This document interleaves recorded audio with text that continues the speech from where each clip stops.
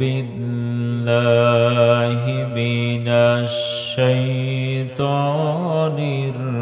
الرجيم. بسم الله الرحمن الرحيم. يا أيها النبي إنا أرسلناك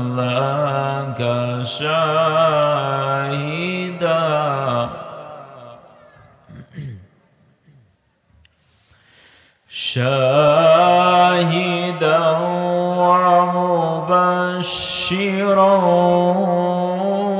ونذيرا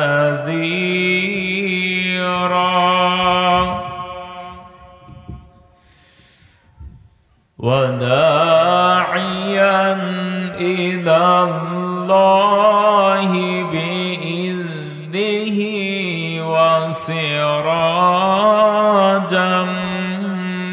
منيرا.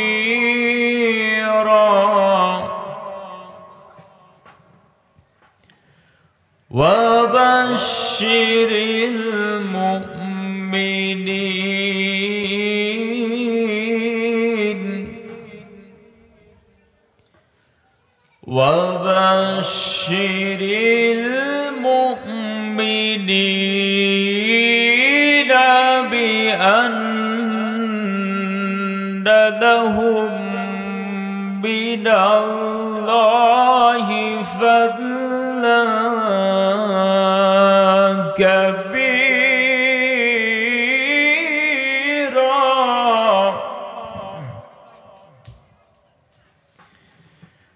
ولا تطع الكافرين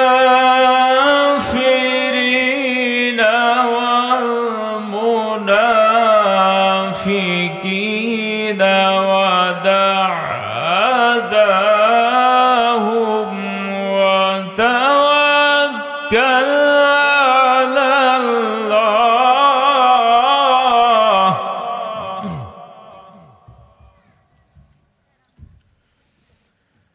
ولا تطع الكافرين والمنافقين ودع أذاهم وتوكل على الله.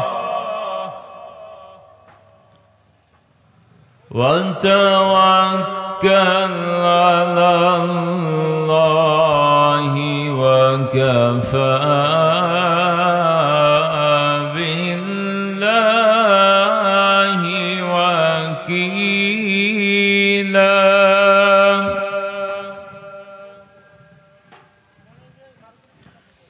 ما كان محمد أبا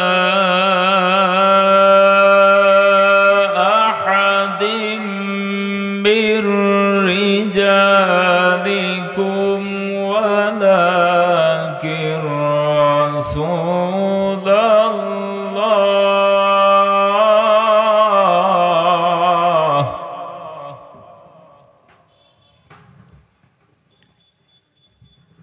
ولكن رسول الله.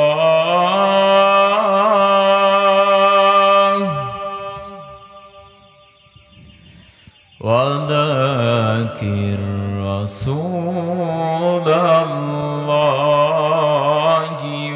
وخاتم النبيين. وكان الله بكل شيء عليما.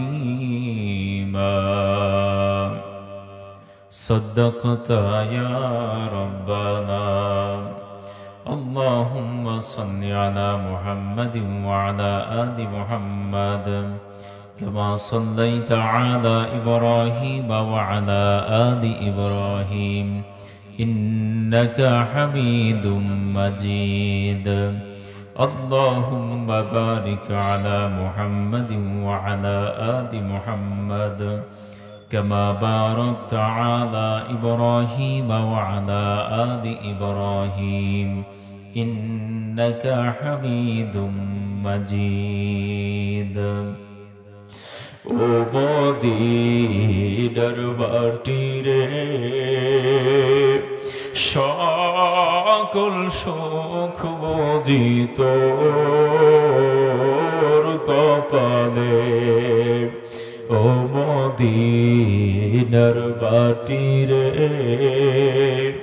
সকল সুখ বুঝি তোর কপালে ও মদিনা রে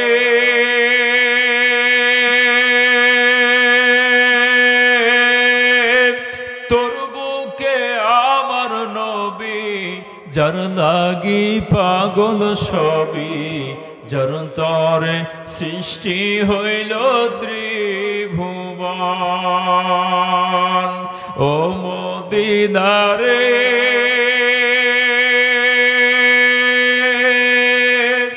তোর বুকে আমার নবী যার লাগি পাগল সবই যার তরে সৃষ্টি হইল ত্রিভুবন কাঁদি আমি সারাক্ষণি কখন যাব সেখানে সহেদা সহেদা আর পরানে ও মদিনার মাটি রে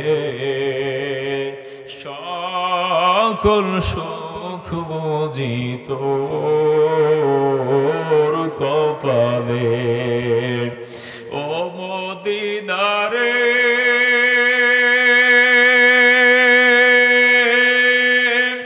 পাখি যদি হইতাম আমি উড়ে উড়ে যেতাম আমি থাকতো না মনে কোনো যাতনা ও মদিনা রে পাখি যদি হইতাম আমি উড়ে উড়ে যেতাম আমি থাকতো না মনে কোনো যাতনা দেহে নেই পাখায় আমার কাছে নেই টাকায় আমার কেমনে কেমনে যাব ও সেখানে ও মদিনার মাটি রে সকল সুখ বুঝি তোর কপালে ও মদিনার মাটি রে সকল সুখ বুঝি তোর কপালে চিৎকার দিয়ে বলে আল্লাহু আকবার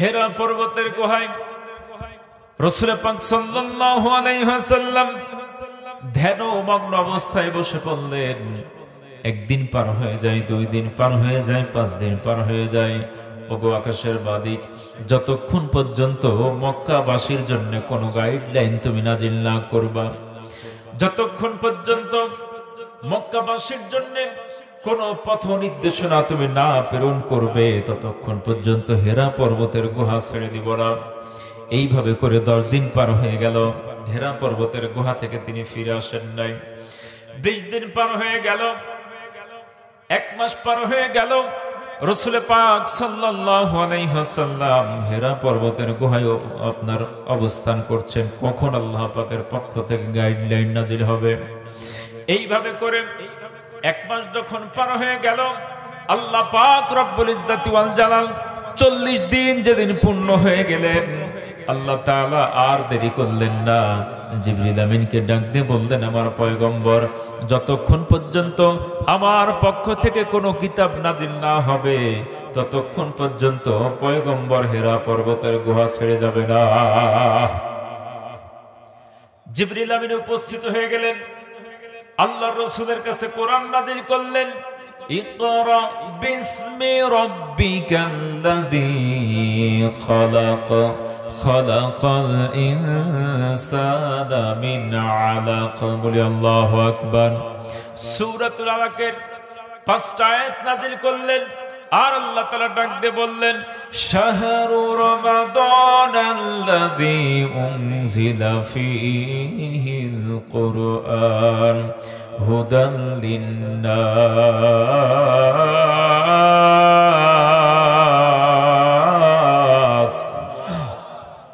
আল্লাহ তাআলা ডাক দিয়ে বললেন, পয়গম্বর, আপনি শুধু মক্কাবাসীর জন্য হেদায়েতের কিতাব চেয়েছেন, আমি শুধু মক্কাবাসীর জন্য হেদায়েতের কিতাব নাজিল করি নাই, হুদাল লিন্নাস, গোটা বিশ্ববাসীর জন্য আমি কিতাব নাজিল করলাম।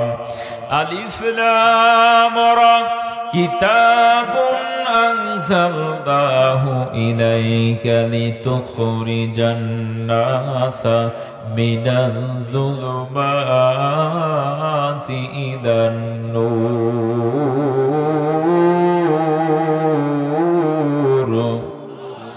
আল্লাহ তাআলা ডাক দিয়ে বললেন, পয়গম্বর, কিতাবুন আনজালনা, আপনার উপরে যে কিতাব নাজিল করলাম, লিতুখরিজান নাসা মিনাল যুলুমাতি ইলান নূর, গোটা পৃথিবীর মানুষরা যদি অন্ধকারাচ্ছন্ন হয়ে যায়, অন্ধকারের ভিতরে ডুবে যায়, এই কিতাবটি তাদেরকে আলোর পথ দেখাবে। বলি মারহাবা।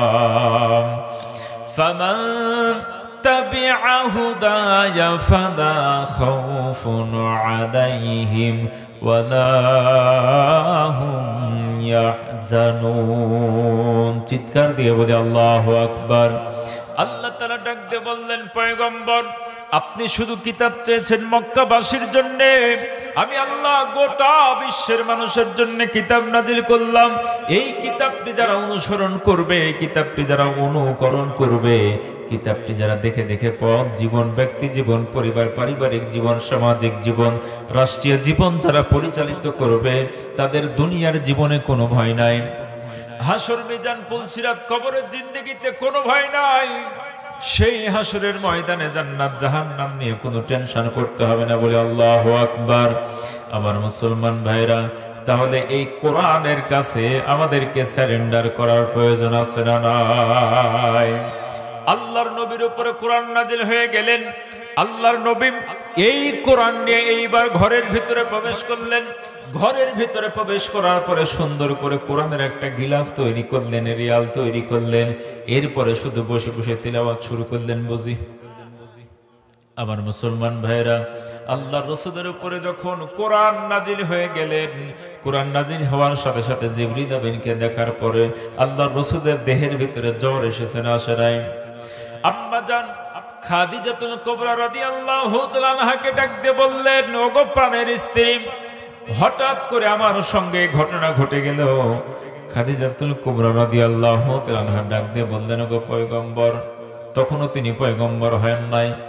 ও আবুল কাসেম, কাসেমের বাবা, শুনে রাখো, আপনাকে কোনো দুষ্ট জিন আক্রমণ করতে পারে না, আপনাকে কোনো শয়তান আক্রমণ করতে পারে না। আপনার ভিতরে যে আমি চরিত্র দেখেছি।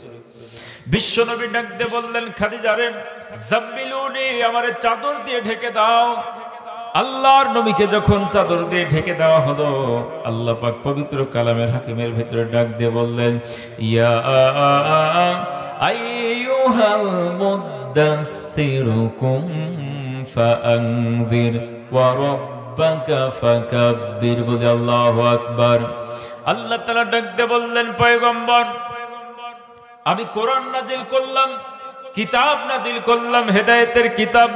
এই কিতাব নিয়ে যদি আপনি চাদর মুড়ি দিয়ে শুয়ে থাকেন, তাহলে কিন্তু সমাজ শোধন হবে না, হবে নাকি? অতএব সমাজ শোধন করতে হলে ইয়া আইয়ুহাল মুদাসসির, ওগো কম্বল আচ্ছাদনকারী ব্যক্তি, ওগো চাদর মুড়ি দেওয়া ব্যক্তি, চাদর ফেলে দাও। কুম ফাআনযির, আপনি দাঁড়িয়ে যান, ওয়া রাব্বাকা ফাকাব্বির, নারায়ে তাকবীর, আল্লাহু আকবার মক্কার জমিনে উচ্চারণ করেন। চোরের বিরুদ্ধে কথা শুরু করেন, দালালের বিরুদ্ধে কথা বলেন, চাঁদাবাজ ধান্দাবাজদের বিরুদ্ধে কথা বলতে হবে। কথা বলো ঠিক কিনা? আমার মুসলমান ভাইয়েরা, আল্লাহর নবীকে ডাক দিয়ে বললেন, নবী হে, আপনি চাদর মুড়ি দিয়ে শুয়ে থাকলে মক্কার জমিন শুদ্ধ হবে না, আপনাকে দিনের দাওয়াতের কাজ করতে হবে।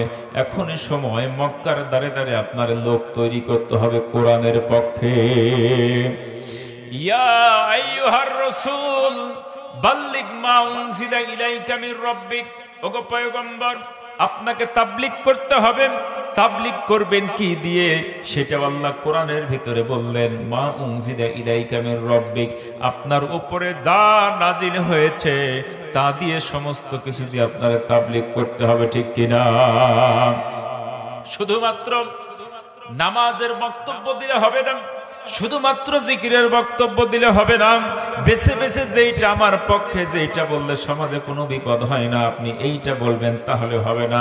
আপনাকে চোরের বিরুদ্ধে কথা বলতে হবে, আপনাকে ঘুষখোরের বিরুদ্ধে কথা বলতে হবে, আপনাকে সুদের বিরুদ্ধে কথা বলতে হবে, দুষ্টমাতার কাঠ যারা মেরে খায়, এতিমের সম্পদ যারা লুটে পুটে খায়, এ সমাজের অন্যায়কারীদের বিরুদ্ধে কথা বলার প্রয়োজন আছে না নাই? আল্লাহ তাআলা ডাক দিয়ে বললেন, পয়গম্বর, বাল্লিগ মা উনজিলা ইলাইকা মির রাব্বিক, এই কোরআনের ভিতরে যা কিছু নাজিল করেছি এই সব কিছু দিয়ে তোমারে তাবলীগ করতে হবে। তোমার কোনো ভয় নাই, কোনো চিন্তা নাই। তুমি যদি মনে করো কিছু কিছু যেইটা আর ভালো লাগে সেইটা দিয়ে তাবলীগ করব, আর যেইটা দেখি সমাজের ব্যবস্থা পরিস্থিতি খারাপ সেইটা আর বলবো না, ওয়া ইল্লাম তাফাল ফামা বাল্লাগতা রিসালাতুহু, আল্লাহর রাসূলকে ডাক দিয়ে বললেন, পয়গম্বর, কোরআনে যা কিছু আছে সব কিছু দিয়ে আপনাকে তাবলীগ করতে হবে। একটা আয়াত যদি আপনি গোপন করেন, আপনি রিসালাতের দায়িত্ব পালন করলেন না, নবুয়তের যে দায়িত্ব আছে সে দায়িত্ব আপনি ঠিকঠাক মতো পালন করলেন না। এই দায়িত্ব পালন করতে গিয়ে আপনাকে যদি মানুষ ষড়যন্ত্র করে, আপনার বিরুদ্ধে যদি মামলা দেয়, হামলা করে, আপনার যদি হত্যার ষড়যন্ত্র করে, ওয়াল্লাহু ইয়াসিমুকা মিনান নাস,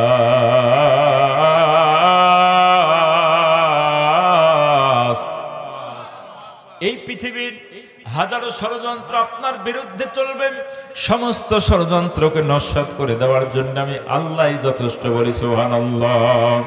আমার মুসলমান ভাইরা, গভীর মনোযোগ। আল্লাহর রাসূলের উপরে কোরআন নাজিল হয়ে গেল, রাসূল পাক সাল্লাল্লাহু আলাইহি ওয়াসাল্লাম তাবলীগ শুরু করলেন। সর্বপ্রথম মক্কার জমিনে সবচাইতে গরিব মানুষ যারা ছিলেন, বেলাল, খাব্বাব, সুমাইয়া, ইয়াসির রাদিয়াল্লাহু তাআলা আনহু। আমার মুসলমান ভাইরা, বেলাল ইসলাম কবুল করলেন, খাব্বাব রাদিয়াল্লাহু তাআলা আনহু ইসলাম কবুল করলেন। আপনারা ভালো করে জানেন, বেলাল যখন ইসলাম কবুল করলেন, তার উপরে অকথ্য নির্যাতন নিপীড়ন নেমে আসলো। মরুভূমির উত্তপ্ত বালুর উপরে শুইয়ে দিয়ে বুকের উপরে পাথর চাপা দেওয়া হলো। আমার মুসলমান ভাইয়েরা, খাব্বাব রাদিয়াল্লাহু তাআলা আনহুকে আগুনের উপরে শুইয়ে দেওয়া হলো। নাংরা আগুন, কয়লার আগুন, চর্বিগুলো, রক্তগুলো গলে গলে আগুন নিভে গেল। আমার মুসলমান ভাইয়েরা, ইসলামের সূচনা লগ্নে ইসলামের দাওয়াত যখন দেওয়া শুরু করলেন, মক্কার কাফের বেঈমানেরা এইটা ভালোভাবে নিতে পারেন নাই।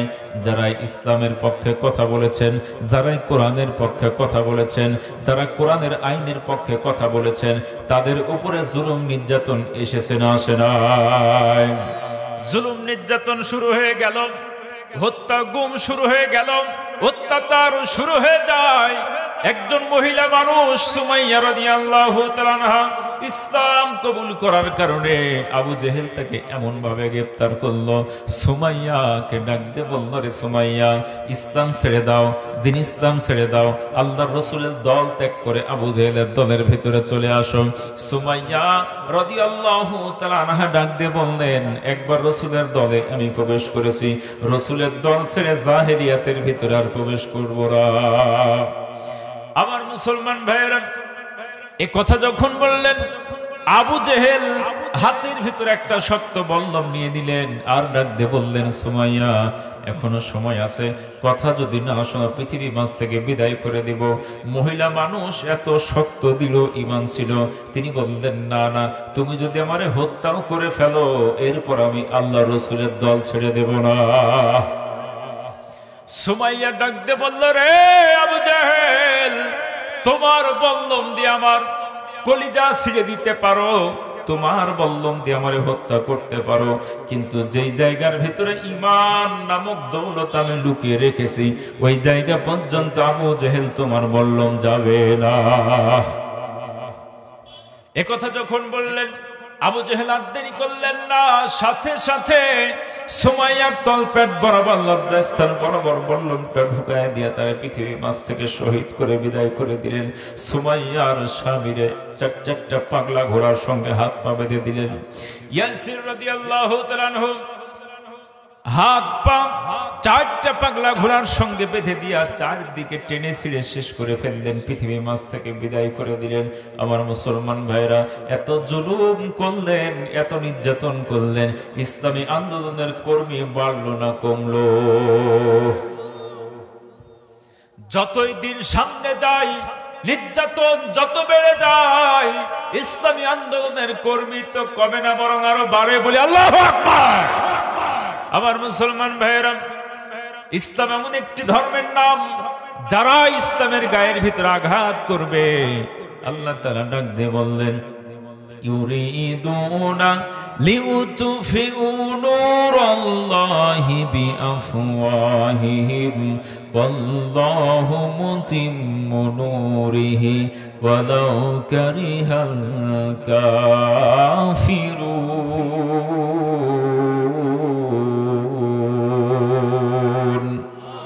আল্লাহ তাআলা ডাক দিয়ে বললেন, তারা চাই মুখের ফুৎকার দিয়ে ইসলামের বাতিকে নিভিয়ে দিতে, পৃথিবী মাঝ থেকে বিদায় করে দিতে, আর আমি আল্লাহ চাই এটাকে স্থাপন করতে। বলি সুবহানাল্লাহ। রাসূলকে হেরে যাওয়ার জন্য প্রেরণ করে নাই, হুয়াল্লাযী আরসালা রাসূলাহু বিল হুদা ওয়া দীনিল হাক্কি লিইয়ুযহিরাহু আলাদ দীনি কুল্লিহি ওয়ালাউ কারিহাল মুশরিকুন। আমার রাসূল পৃথিবীতে আগমন করেছেন, এই পৃথিবীতে যত মতাদর্শ আছে, secularism, communism, socialism, nationalism, capitalism, monarchy, হাজারো মতাদর্শ আছে, সমস্ত মতাদর্শের উপরে ইন্নাদ-দীনা ইনদাল্লাহিল ইসলাম, ইসলামকে প্রতিষ্ঠিত করার জন্য রাসূলকে প্রেরণ করা হয়েছে। বলি সুবহানাল্লাহ। আল্লাহর রাসূল ইসলামকে বিজয় করে দেখিয়েছেন। আজকেও যারা ইসলাম নিয়ে আন্দোলন করবে, তাদেরকে হারাইতে পারে এই পৃথিবীতে কোনো শক্তি নাই। কথা বলো ঠিক কিনা? আমার মুসলমান ভাইরা, গভীর মনোযোগ। আল্লাহর রাসূল দাওয়াতি কাজ শুরু করলেন, আস্তে আস্তে সাহাবী সংখ্যা বাড়তে শুরু করলো। আমার মুসলমান ভাইরা, নির্যাতন যত বেড়ে যায়, সাহাবী সংখ্যা ততই বাড়তে থাকে। বলি মারহাবা। আমার মুসলমান ভাইরা, শেষ পর্যন্ত আবু জেহেলের গোষ্ঠীরা আল্লাহর রাসূলকে যখন দমাইতে না পারলো, আল্লাহর রাসূলের কাছে এসে ডাক দিয়ে বললেন, ও আব্দুল্লাহর পুত্র মুহাম্মদ, বাড়াবাড়ি করে কোনো লাভ নাই, অতএব একটা আমরা সমঝোতা করি। কি সমঝোতা তুমি করতে চাও? কাফিরেরা ডাক দিয়ে বললেন, একটা মাস আমরা তোমার নামাজ আদায় করব, আর একটা মাস বাকি, একটা মাস তুমি আমাদের মূর্তি পূজা করবে। এটা করলে কেমন হয়? তাহলে তো সমঝোতা করে আমরা গন্ডগোল করার কোনো প্রয়োজন নাই। আমার মুসলমান ভাইরা, আল্লাহর রাসূলকে প্রস্তাব দিল। এখন বলেন তো, আল্লাহর রাসূল নিজের মন গড়া কোনো কথা বলে নাকি? ওয়ামা ইয়ানতিকু আনিল হাওয়া ইন হুয়া ইল্লা ওয়াহয়ুহা। বলি আল্লাহু আকবার। আমার নবী নিজের মন গড়া কোনো কথা বলেন না, আল্লাহ পাক যেটা বলতে বলেন নবী সেইটা বলেন। আমার মুসলমান ভাইরা, আল্লাহর রাসূলের উপরে কোরআনের আয়াত নাজিল হয়ে গেল, কুল ইয়া আইয়ুহাল কাফিরুনা লা আ'বুদু মা তা'বুদুন। বলে আল্লাহু আকবার। শেষ আয়াতে বললেন লাকুম দীনুকুম ওয়ালিয়াদিন, যার যার ধর্ম তাই তাই পালন করবে, ধর্ম নিরপেক্ষ হওয়ার কোনো সুযোগ নাই। কথা বলেন ঠিক কি না? হ্যাঁ, ডাব গাছ যার যার ডাব সভা, হ্যাঁ, ধর্ম নিরপেক্ষ বলে কোন শব্দ ইসলামের ভিতরে নাই। ইন্নাদ-দীনা ইনদাল্লাহিল ইসলাম, Islam is the complete code of life. ঠিক কিনা মুসলমান? ধান্দাবাজদের কথা, যারা পেটনীতি করে তাদের কথা। ইসলাম এটা পরিপূর্ণ জীবন ব্যবস্থা। উদখুলু ফিস সিলমি কাফা ওয়ালা তাত্তাবিউ খুতুওয়াতিশ শাইতান। ইসলাম ব্যতীত অন্য কোন তন্ত্র মন্ত্র তালাশ করলে সেইটা কবুল হবে না। আল্লাহ বলেন পরিপূর্ণভাবে দালালি ছেড়ে ইসলামের ভিতরে ঢোকো। ওয়া মা ইয়াবতাগি গায়রাল ইসলাম দীনা ফালা ইকবালু মিনহু ওয়া হুয়া ফিল আখিরাতি মিনাল খাসিরিন। আল্লাহ বললেন ইসলাম ব্যতীত অন্য কোন তন্ত্র মন্ত্র যারা তালাশ করবে তাদের থেকে নামাজ, রোজা, হজ, যাকাত কোনো কিছুই কবুল হবে না। কোরআনে আছে না নাই? সূরাতুল আল ইমরানের আয়াত। এজন্য সমস্ত তালবাহানা পরিহার করে আল কোরআনকে বাস্তবায়ন করার জন্য এই সংগ্রামে ঐক্যবদ্ধ হওয়ার কথা বলেছেন কে? আল্লাহ। আমার মুসলমান ভাইরা, আল্লাহ রসুলকে বলা হলো যে আসেন আমরা একটু ভাগ বাটোয়ারা করে দিন ইসলাম মানি, আমরা কিছুদিন নামাজ পড়বো আর কিছুদিন তুমি মূর্তি পূজা করবে। এটা ক্যান্সেল করলো আল্লাহ তাআলা কোরআনের আয়াত নাযিল করে দিয়ে। শেষ পর্যন্ত আল্লাহ রসুলকে যখন দমানো যাচ্ছে না তখন কাফেরেরা তিনটা প্রস্তাব দিল। জোরে বলেন কয়টা প্রস্তাব? তিনটা প্রস্তাব। আল্লাহ রসুল সাল্লাল্লাহু আলাইহি ওয়াসাল্লাম আবু তালিব তখন জীবিত ছিলেন। আবু তালিবের ঘরের ভিতরে প্রবেশ করলেন কাফের বেঈমানরা। ডাক দিয়ে বললেন, ও আবু তালিব, এখনো সময় আছে, তুমি বৃদ্ধ মানুষ, তোমার ভাতিজাকে নিষিদ্ধ করে দাও, সেজন্য ইসলামের দাওয়াত আর না দেয়। আবু তালিবকে যখন বলল, আমরা চাই না কোনো মারামারি, কাটাকাটি, হানাহানি, রক্তপাত চাই না, যে দাওয়াতের মিশন এবং ভীষণ নিয়ে আব্দুল্লাহর পুত্র মুহাম্মদ বের হয়েছে, তোমার ভাতিজারে তুমি ঠিক মতো বোঝাও। আবু তালিব তখন অসুস্থ মানুষ। আমার মুসলমান ভাইরা, আবু তালিব আল্লাহর রসুল যখন ঘরের ভিতরে প্রবেশ করলেন, আবু তালিব বারবার করে তাকে বুঝাইলেন, কিন্তু আল্লাহর রসুল বললেন, চাচা যান না, আমি আমার মস্তিষ্ক প্রসারিত জ্ঞান দিয়ে মানুষকে দাওয়াত দেই না, আল্লাহ তাআলা আমাকে গাইডলাইন দেয়, আল্লাহ তাআলা আমার উপরে কোরআন নাযিল করেছেন। আমার মুসলমান ভাইরা, কাফির বেঈমানেরা আল্লাহর রাসূলকে তিনটা প্রস্তাব দিল। শেষমেশ যখন তাদেরকে কন্ট্রোল করা যায় না, সাহাবায়ে কেরামকে মেরে পিটে মামলা হামলা দিয়ে রোখা যায় না, তখন আল্লাহর রাসূলকে তিনটা প্রস্তাব দিলেন। এক নাম্বার প্রস্তাব ডাক দিয়ে বললেন, ও আব্দুল্লাহর পুত্র মুহাম্মদ, এই মক্কার জমিনে এমন কোন জায়গা আছে কাবার আশেপাশে সব চাইতে দামি জায়গা, তুমি যেই জায়গা চাও তোমাকে দেওয়া হবে, তুমি যদি ফ্ল্যাট চাও তোমারে দেওয়া হবে, গাড়ি বাড়ি জায়গা জমি যা কিছু চাও সব কিছু তোমারে দেওয়া হবে, শুধু ইসলামের দাওয়াত দেওয়া যাবে না, কালেমার দাওয়াত দেওয়া যাবে না। এক নাম্বার প্রস্তাব। দুই নাম্বার প্রস্তাব দিলেন, নেতা হওয়া তো সহজ বিষয় নয়, নেতা হইতে গেলে টাকা পয়সা খরচ করতে হয়, নেতা হইতে গেলে জেলে যাইতে হয়, নেতা হইতে গেলে মামলা খাইতে হয়, হামলা হয়, এরপরে নেতা হইতে গেলে মাঝে মাঝে কর্মীদের মোটরসাইকেলে তেল তুলে দিতে হয়। কথা বলো ঠিক কিনা? আবার নেতা হইতে গেলে মাঝে মাঝে জনসভায় সিঙ্গাড়াও খাওয়াইতে হয়। নেতা হওয়া অত সহজ বিষয় নয়। ও আব্দুল্লাহর পুত্র মুহাম্মদ, এই মক্কার জমিনে তুমি যদি নেতা হতে চাও, তুমি যদি মনে করো এমপি হবে অথবা কোন মন্ত্রী হবে, কোন দপ্তর তুমি চাও, কোন মন্ত্রিত্ব তুমি চাও, একটা বার শুধু জবান দিয়ে বলো, সেই মন্ত্রী তোমারে বানাই দেওয়া হবে। দ্বিতীয় নাম্বার প্রস্তাব দেওয়া হলো।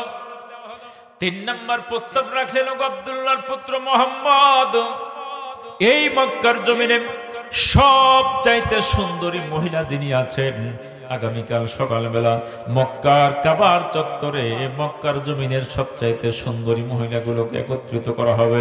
তুমি যদি মনে করো একটা দুইটা পাঁচটা যেই কয়টা তুমি চাও তুমি গ্রহণ করতে পারো, তোমারে বাধা দেব না। তাহলে টাকা দিব, পয়সা দিব, ধন দিব, সম্পদ দিব, বাড়ি দিব, গাড়ি দিব, এরপরে ক্ষমতা দিব, মহিলা দিব, কিন্তু সত্য হলো ইসলামের দাওয়াত দেওয়া যাবে না। আমার মুসলমান ভাইরা, বাংলার জমিনে সুদীর্ঘ 50টি বছর পর্যন্ত যদি কোরআনের দাওয়াত দিয়েছেন, আল্লামা সাঈদীকে এইরকম প্রস্তাব দেওয়া হয়েছিল না, হয় নাই? আমার মুসলমান ভাইরা, তিনি শুধু যদি বলতেন আমি আর ইসলামী আন্দোলন করব না, তাহলে তাকে জেল থেকে মুক্তি দিত নাকি দিত না? আমার মুসলমান ভাইরা, আল্লাহর কসম করে বলি, বাংলার এই সবুজ ভূখণ্ডে আল্লামা সাঈদী সাহেবের কোন দুর্নীতি তারা খুঁজে পায় না। কথা বলো ঠিক কিনা? আল্লাহর নবী ডাক দিয়ে বললেন, ওগো মক্কার কাফির বেঈমানেরা, তোমরা আমারে টাকা দিয়ে কিনতে চাও, ক্ষমতা দিয়ে কিনতে চাও, নারী দিয়ে কিনতে চাও, তোমাদেরকে পরিষ্কার ভাবে বলে রাখি, তোমরা যদি আমার বাম হাতের ভিতরে আকাশের চাঁদ নিয়ে এসে দাও আর ডান হাতের ভিতরে আকাশের সূর্যটা নিয়ে এসে দাও, এরপর আমি যে দাওয়াতের মিশন এবং ভিশন নিয়ে বের হয়েছি, এই দাওয়াতের মিশন এবং ভিশন থেকে এক চুল পরিমাণ সরে যাব না। তিনটা প্রস্তাব দিলেন, আল্লাহর রাসূল প্রত্যাখ্যান করলেন। এরপরে কাফের বেঈমানেরা আল্লাহর রাসূলের জন্য তিনটা ষড়যন্ত্র করলেন। জোরে বলেন, কয়টা ষড়যন্ত্র? গভীর মনোযোগ। সূরা আনফাল 8 নম্বর সূরা 30 নম্বর আয়াত। আল্লাহ তাআলা ডাক দিয়ে বললেন, ইয ইয়ামকুরু বিকাল্লাযীনা কাফারু লিয়ুসবিতুকা আও ইয়াকতুলুকা আও ইখরিজুক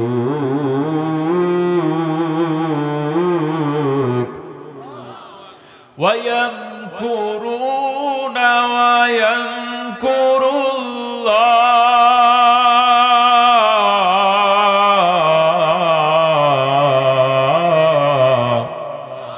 وَاللَّهُ خَيْرُ الْمَاكِرِينَ।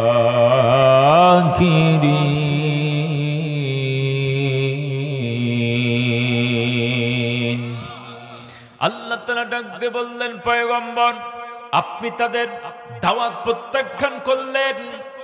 আপনি যদি কোরআনের দাওয়াত দিতে থাকেন, আপনার বিরুদ্ধে তিনটা ষড়যন্ত্র হবে। এক নম্বরে পয়গম্বর, লিয়ুসবিতুকা, আপনার দাওয়াত যদি হক দাওয়াত হয়, আপনাকে অবশ্যই তারা কারাগারের ভিতরে বন্দী করবে।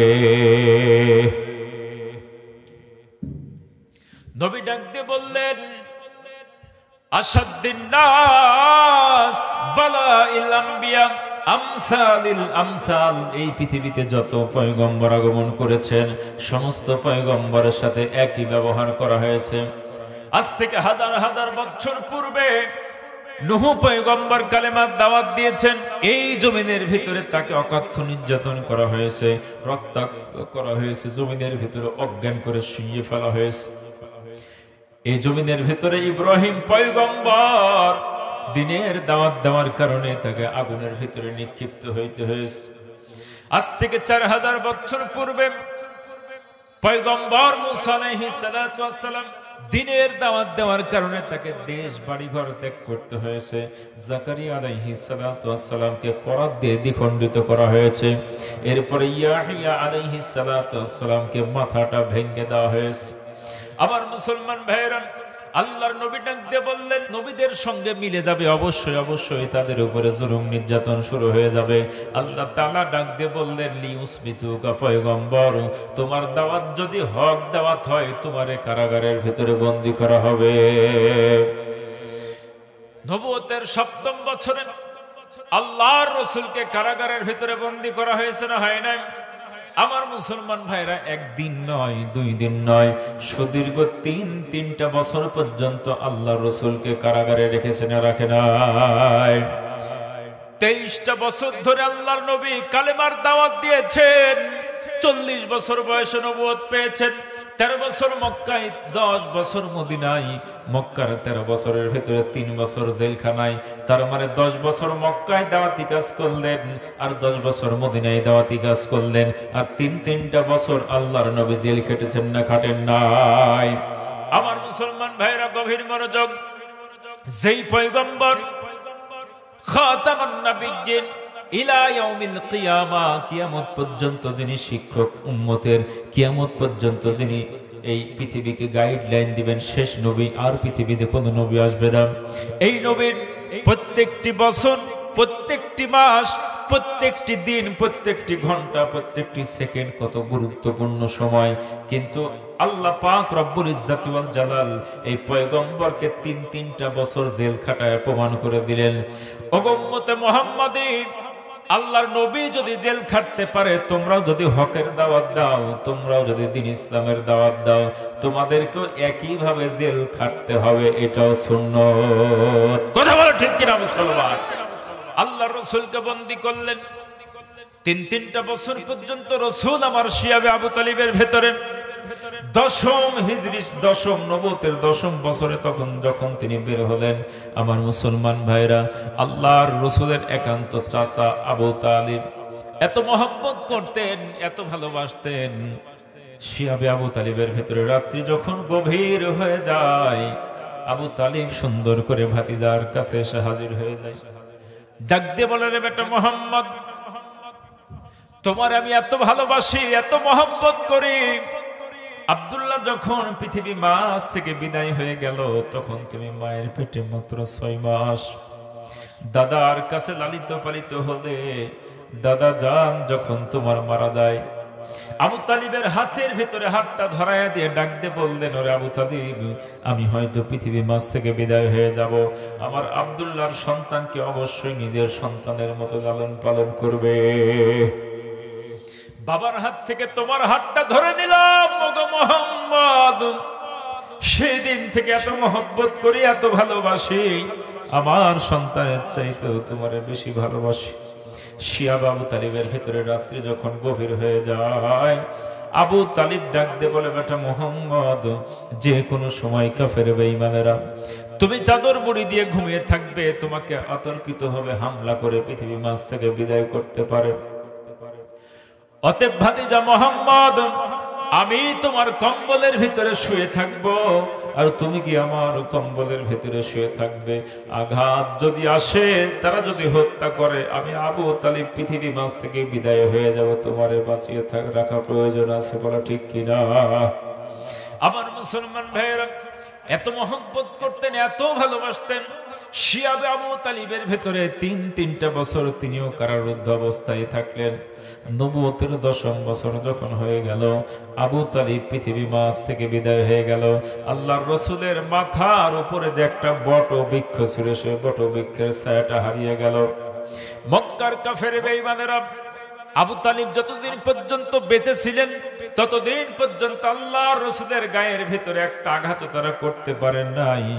আবু তালিব যখন পৃথিবী মাঝ থেকে বিদায় হয়ে গেল, তখন তারা সাহস পেয়ে গেল, আল্লাহর রাসূলকে বিভিন্নভাবে জুলুম নির্যাতন শুরু করে দিল। ঠিক কিছুদিন পরে কলিজার টুকরা স্ত্রী খাদিজাতুল কুবরা রাদিয়াল্লাহু তাআলা আনহা, তিনিও পৃথিবী মাঝ থেকে বিদায় হয়ে গেলেন। এত ভালোবাসতেন, এত মহব্বত করতেন। নবুয়তের 10ম বছর বড় দুঃখের বছর। দুঃখের সময় চলে আসলো। আল্লাহর রাসূল খাদিজাতুল কুবরা রাদিয়াল্লাহু তাআলা আনহার আন্ডারে কাজ করতেন, ব্যবসা বাণিজ্য দেখাশোনা করতেন। যখন খাদিজাতুল কুবরা বিশ্বনবীকে বিবাহের প্রস্তাব দিলেন, আল্লাহর রাসূল রাজি হয়ে গেলেন। আমার মুসলমান ভাইরা, মক্কার ধনী ধনী মানুষগুলো খাদিজাতুল কুবরা রাদিয়াল্লাহু তাআলা আনহাকে বিবাহের প্রস্তাব দিয়েছে, কিন্তু বিবাহ করেন নাই। সকলে বলল, এতগুলো ভালো ভালো প্রস্তাব আসলো, কিন্তু খাদিজা সেগুলাকে বয়কট করল, আর তার নিজের একজন গোলাম তাকে সে বিবাহ করলো। বুঝতে পারলাম না আমার মুসলমান ভাইরা, আল্লাহর রাসূল বিশ্ব নবী জনাবে মুহাম্মদুর রাসূলুল্লাহ সাল্লাল্লাহু আলাইহি ওয়াসাল্লামকে যখন বিবাহ করলেন, বিশাল বড় একটা আয়োজন করলেন। খাদিজাতুল কুবরা রাদিয়াল্লাহু তাআলা আনহা মক্কার মানুষকে দাওয়াত দিলেন, মক্কার মানুষকে উপস্থিত করে ডাক দিয়ে বললেন, ওগো মক্কাবাসী, আমার স্বামীকে তোমরা চিনো নাকি? আমার স্বামী হচ্ছে নবী মুহাম্মদুর রাসূলুল্লাহ সাল্লাল্লাহু আলাইহি ওয়াসাল্লাম। এই মক্কার জমিনে সবচাইতে সুন্দর পুরুষকে জানতে চাই। মক্কাবাসী ডাক দিয়ে বললেন, এই মক্কার জমিনে সবচাইতে সুন্দর পুরুষটা হচ্ছে আব্দুল্লাহর পুত্র মুহাম্মদ। তাহলে খাদিজাতুল কুবরা ডাক দিয়ে বললেন, সৌন্দর্যের দিক থেকে আমার স্বামী ফার্স্ট, ঠিক কিনা? এই মক্কার জমিনে সবচাইতে চরিত্রের দিক থেকে সুন্দর কার? মক্কাবাসী ডাক দিয়ে বললেন, এই মক্কার জমিনে সবচাইতে চরিত্রের দিক থেকে সুন্দরতম যুবক হচ্ছে আব্দুল্লাহর পুত্র মুহাম্মদ। তাহলে আমার স্বামী চরিত্রের দিক থেকেও ফার্স্ট। এই মক্কার জমিনে সত্যবাদীকে তারা ডাক দিয়ে বলল, মক্কার জমিনে আল আমিন আস-সাদিক হচ্ছে আব্দুল্লাহর পুত্র মুহাম্মদ। তাহলে সত্যবাদীদের দিক থেকে আমার স্বামী অনলি ওয়ান পারসন। এরপরে জানতে চাই আমানতদারিতা বিশ্বস্ততার দিক থেকে কে সর্বাগ্রে? তারা ডাক দিয়ে বলল, আব্দুল্লাহর পুত্র মুহাম্মদ। সব দিক থেকে যদি আমার স্বামী সামনের দিকে থাকে, আমার স্বামীর শুধু টাকা নাই, পয়সা নাই, এতটুকু শুধু কম, এই মক্কার জমিনের সবচাইতে ধনীকে?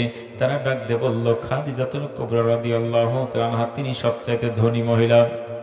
খাদিজা ডাক দিয়ে বলল, ওগো মক্কাবাসী, তোমরা কান খুলে শুনে নাও, আমার যতগুলো সম্পদ আছে স্থাবর স্থাবর, সমস্ত সম্পদগুলো আজ থেকে আব্দুল্লাহর পুত্র মুহাম্মদ আমি আমার স্বামীর নামে লিখে দিলাম। আল্লাহু আকবার। আমার মুসলমান ভাইরা, এবার তোমরা বলো তো, সবচাইতে অনলি ওয়ান পারসন মক্কার জমিনে কে এখন? আব্দুল্লাহর পুত্র মুহাম্মদ। বলে আল্লাহু আকবার। টাকা দিয়ে, পয়সা দিয়ে, শ্রম মেধা সব দিক থেকে খাদিজাতুল কুবরা বিশ্ব নবীকে সাহায্য করেছেন। যখন কষ্ট পেতেন, যখন কাফেরেরা নির্যাতন নিপীড়ন করত, তখন খাদিজাতুল কুবরা তাকে সান্ত্বনা দিতে। বলি সুবহানাল্লাহ। সেই খাদিজা পৃথিবী মাঝ থেকে বিদায় হয়ে গেল নবুয়তের 10ম বছরে। আমার মুসলমান ভাইরা গভীর মনোযোগ। তাহলে একই বছরের ভিতরে আবু তালিব মারা গেল, একটা মাথা। এরপরে আরেকজন জীবন সঙ্গিনী খাদিজাতুল কুবরা, তিনিও মারা গেলেন। দুঃখে ব্যথিত হয়ে কালেমার দাওয়াত দেওয়ার জন্য তায়েফের ময়দানে তিনি রওনা হয়ে গেলেন। আর মনে মনে ভাবলেন, মক্কার বাসী যেহেতু আমার দাওয়াত কবুল করে না, অতএব তায়েফবাসী হয়তো আমার দাওয়াত কবুল করতে পারে। আমার মুসলমান ভাইরা, তায়েফে যখন প্রবেশ করলেন, তায়েফের নেতাদেরকে ডাক দিয়ে বললেন, তোমরা যদি কালেমা গ্রহণ না করো, কিন্তু আমি যে আব্দুল্লাহর পুত্র মুহাম্মদ তায়েফে আগমন করেছি, অন্তত পক্ষে মক্কাবাসীর সামনে এই খবরটা দিও না। আমার মুসলমান ভাইরা গভীর মনোযোগ। তায়েফের লোকেরা কথা শুনলো না। শেষ পর্যন্ত আল্লাহর রাসূলকে এত নির্যাতন শুরু করলো, নিপীড়ন শুরু করলেন। তায়েফবাসী ছোট্ট ছোট্ট নুড়ি পাথরগুলো ছোট্ট ছোট্ট বাচ্চাদেরকে লেলায় দিলেন। রেল লাইনের পাশে দেখবেন শক্ত শক্ত পাথর আছে না নাই? কত ধারালো, কত শক্ত। এই পাথরগুলো যদি কারো পায়ে বেঁধে যায়, পা কেটে যায়। আমার মুসলমান ভাইয়েরা, আল্লাহর রাসূল দুঃখে ব্যথিত হয়ে তায়েফের জমিনে আগমন করলেন। তায়েফবাসীরা আল্লাহর রাসূলের দিকে পাথর নিক্ষেপ করলেন। একবার নয়, দুইবার নয়, তিনবার আল্লাহর রাসূল তায়েফের জমিনে অজ্ঞান হয়ে পড়ে যায়। আমার মুসলমান ভাইয়েরা, আল্লাহর রাসূলের সাথে ছিলেন যায়েদ রাদিয়াল্লাহু তাআলা আনহু। যায়েদকে ডাকতে বলে, যায়েদ রে, তোমার কাছে কোনো রুমাল আছে নাকি, কোনো কাপড় আছে নাকি? যায়েদ রাদিয়াল্লাহু তাআলা আনহু একটা রুমাল বের করে দিলেন। আল্লাহর রাসূল রক্তগুলো মুছতে শুরু করলেন। এরপরে যায়েদকে ডাক দিয়ে বললেন, যায়েদ, আর কোন রুমাল আছে নাকি জানতে চাই। যায়েদ রাদিয়াল্লাহু তাআলা আনহু ডাক দিয়ে বললেন, হুজুর গো, আমার কাছে তো আর তেমন কোনো রুমাল নাই। আল্লাহর রাসূল রক্তগুলো মুছতে শুরু করলেন। যায়েদ ডাক দিয়ে বললেন, ইয়া রাসূলুল্লাহ, ইয়া হাবিবাল্লাহ, আমি জানতে চাই এইভাবে করে আপনি রক্ত কেন মুছে ফেলেন? আল্লাহর নবী ডাক দিয়ে বললেন, যায়েদ রে, আমি এমন একজন পয়গম্বর, আমি আজকে তায়েফের জমিনে আগমন করেছি। আমার রক্ত যদি, আমার এক ফোঁটা রক্ত যদি জমিনের উপরে পড়ে যায়, আল্লাহ পাক রব্বুল ইজ্জত ওয়াল জালাল তায়েফবাসীকে ধ্বংস করে ফেলবে। বলি সুবহানাল্লাহ। আমার মুসলমান ভাইরা, আল্লাহর রাসূলকে যখন রক্তাক্ত করা হচ্ছে আর দেরি করেন নাই, পাহাড় পরিচালক ফেরেশতা এসে হাজির হয়ে গেলেন। ডাক দিয়ে বললেন, পয়গম্বর একটা বার শুধু অনুমতি দিয়ে দেন, এই তায়েফবাসীকে পাথরের পাহাড়ের নিচে চাপায় দে। আল্লাহর নবী ডাক দিয়ে বললেন, ওগো ফেরেশতারা, তোমরা যদি তায়েফবাসীকে ধ্বংস করে দাও, তায়েফবাসীকে যদি পৃথিবীর মাঝ থেকে বিদায় করে দাও, আমি আবার কালেমার দাওয়াত দিব কাদের কাছে? বলি সুবহানাল্লাহ। ফাবিমা রাহমাতিন মিনাল্লাহ ওয়া মা আরসালনাকা ইল্লা রাহমাতাল লিল আলামিন। আল্লাহ তাআলা ডাক দিয়ে বললেন, আমি হলাম রব্বুল আলামিন, আর এই পৃথিবীর জমিনে যতগুলো আমি সৃষ্টি করেছি, যতগুলো সৃষ্টি জগৎকে আমি লালিত পালিত করি, সমস্ত সৃষ্টি জগতের জন্য রহমাতাল লিল আলামিন হচ্ছে আমার নবী। তায়েফবাসীকে ধ্বংসের জন্য আদেশ দেন নাই, বরং তায়েফবাসীর জন্য দোয়া করে রক্তাক্ত অবস্থায় ফিরে আসছেন। আমার মুসলমান ভাইরা, আল্লাহর রাসূল তায়েফের জমিনে যখন গেলেন, এমন কোন লোমকূপের গোড়া ছিল না যেই জায়গায় রক্ত ভরে নাই। আম্মা জান ফাতেমা রাদিয়াল্লাহু তাআলা আনহা, ছোট্ট মানুষ কান্না করে, বাবা বাবা বলে কান্না করেন। আমার মুসলমান ভাইরা, এমত অবস্থায় বিশ্ব নবী জনাবে মুহাম্মদুর রাসূলুল্লাহ সাল্লাল্লাহু আলাইহি ওয়াসাল্লাম তায়েফ থেকে ফিরে আসছেন। দূর থেকে দেখা যায় বিশ্ব নবীকে একজন ব্যক্তি হেঁটে হেঁটে আসেন। জনগণ ডাক দিয়ে বললেন, ফাতেমা তোমার কাঁদতে হবে না, ওই যে তোমার বাবা আগমন করছেন। ফাতেমা ডাক দিয়ে বললেন, না না, ওইটা আমার বাবা হইতে পারে না, আমার বাবা তো সবসময় সাদা পোশাক পরতো, আমার বাবা তো সবসময় সাদা পোশাক পরত। যতই কাছে আসে ততই পরিচিত মনে হয়, যতই কাছে আসে ততই পরিচিত মনে হয়। আহারে দরে দরে নবী আমার, যতই কাছে আসে চেহারাটা লাল, বর্ণের পোশাকটা লাল। ফাতেমা রাদিয়াল্লাহু তাআলা আনহা ডাকতে বললেন, ওগো মক্কাবাসী, আমার বাবা তো জিন্দেগিতে লাল পোশাক পরে না, আমার বাবা তো সাদা পোশাক পরে, এইটা কি আমার বাবা নাকি জানতে চায়। যতই কাছে আসে ততই পরিচিত মনে হয়। আমার মুসলমান ভাইরা, কাছে যখন চলে আসলেন, দেখতে পেলেন তিনি আর কেউ নয়, আখির জামানার শ্রেষ্ঠ পয়গম্বর নবী মুহাম্মদুর রাসূলুল্লাহ। সাদা পোশাকটা তায়েফের জমিনে তায়েফবাসী কাফের মুশরিকেরা এমন ভাবে রক্তাক্ত করে দিয়েছে, সমস্ত দেহের পোশাকগুলো লাল বর্ণ ধারণ করেছেন। আমার মুসলমান ভাইরা, আল্লাহর রাসূলের দুঃখের বছর হলো 10ম, নবুয়তের 10ম বছর। একই বছরে আবু তালিব ইন্তিকাল করলেন, একই বছরে খাদিজাতুল কুবরা রাদিয়াল্লাহু তাআলা আনহা ইন্তিকাল করলেন। আল্লাহর রাসূলের দুইটা কন্যা ছিল, যেই দুই কন্যা উতবা এবং উতাইবা আবু লাহাবের সন্তান বিবাহ করেছিলেন। আবু লাহাব ডাক দিয়ে বললেন, যতক্ষণ পর্যন্ত মুহাম্মদ ইবনে আব্দুল্লাহর এই দুই কন্যারে তালাক না দিবা, ততক্ষণ পর্যন্ত আমার বাড়িতে তোমাদের ভাত হবে না। জোর করে আবু লাহাব দুইটা সন্তানদের দ্বারা আল্লাহর রাসূলের দুইটা কন্যাকে তালাকনামা পাঠায় দিলেন। দুইটা কন্যা তালাক অবস্থায় বাসার ভিতরে চলে আসলেন, আর ওইদিকে আল্লাহর নবী তায়েফ থেকে রক্তাক্ত অবস্থায় বাসার ভিতরে প্রবেশ করেছে। আবার মুসলমান ভাইরা, নবুয়তের 10ম বছরে দুঃখের বছর বলা হয়, যেই বছরে আল্লাহ রাসূলের কলিজার টুকরা চাচাজান পৃথিবী মাঝ থেকে বিদায় হয়ে গেল। সেই বছরে খাদিজাতুল কুবরা ইন্তিকাল করলেন।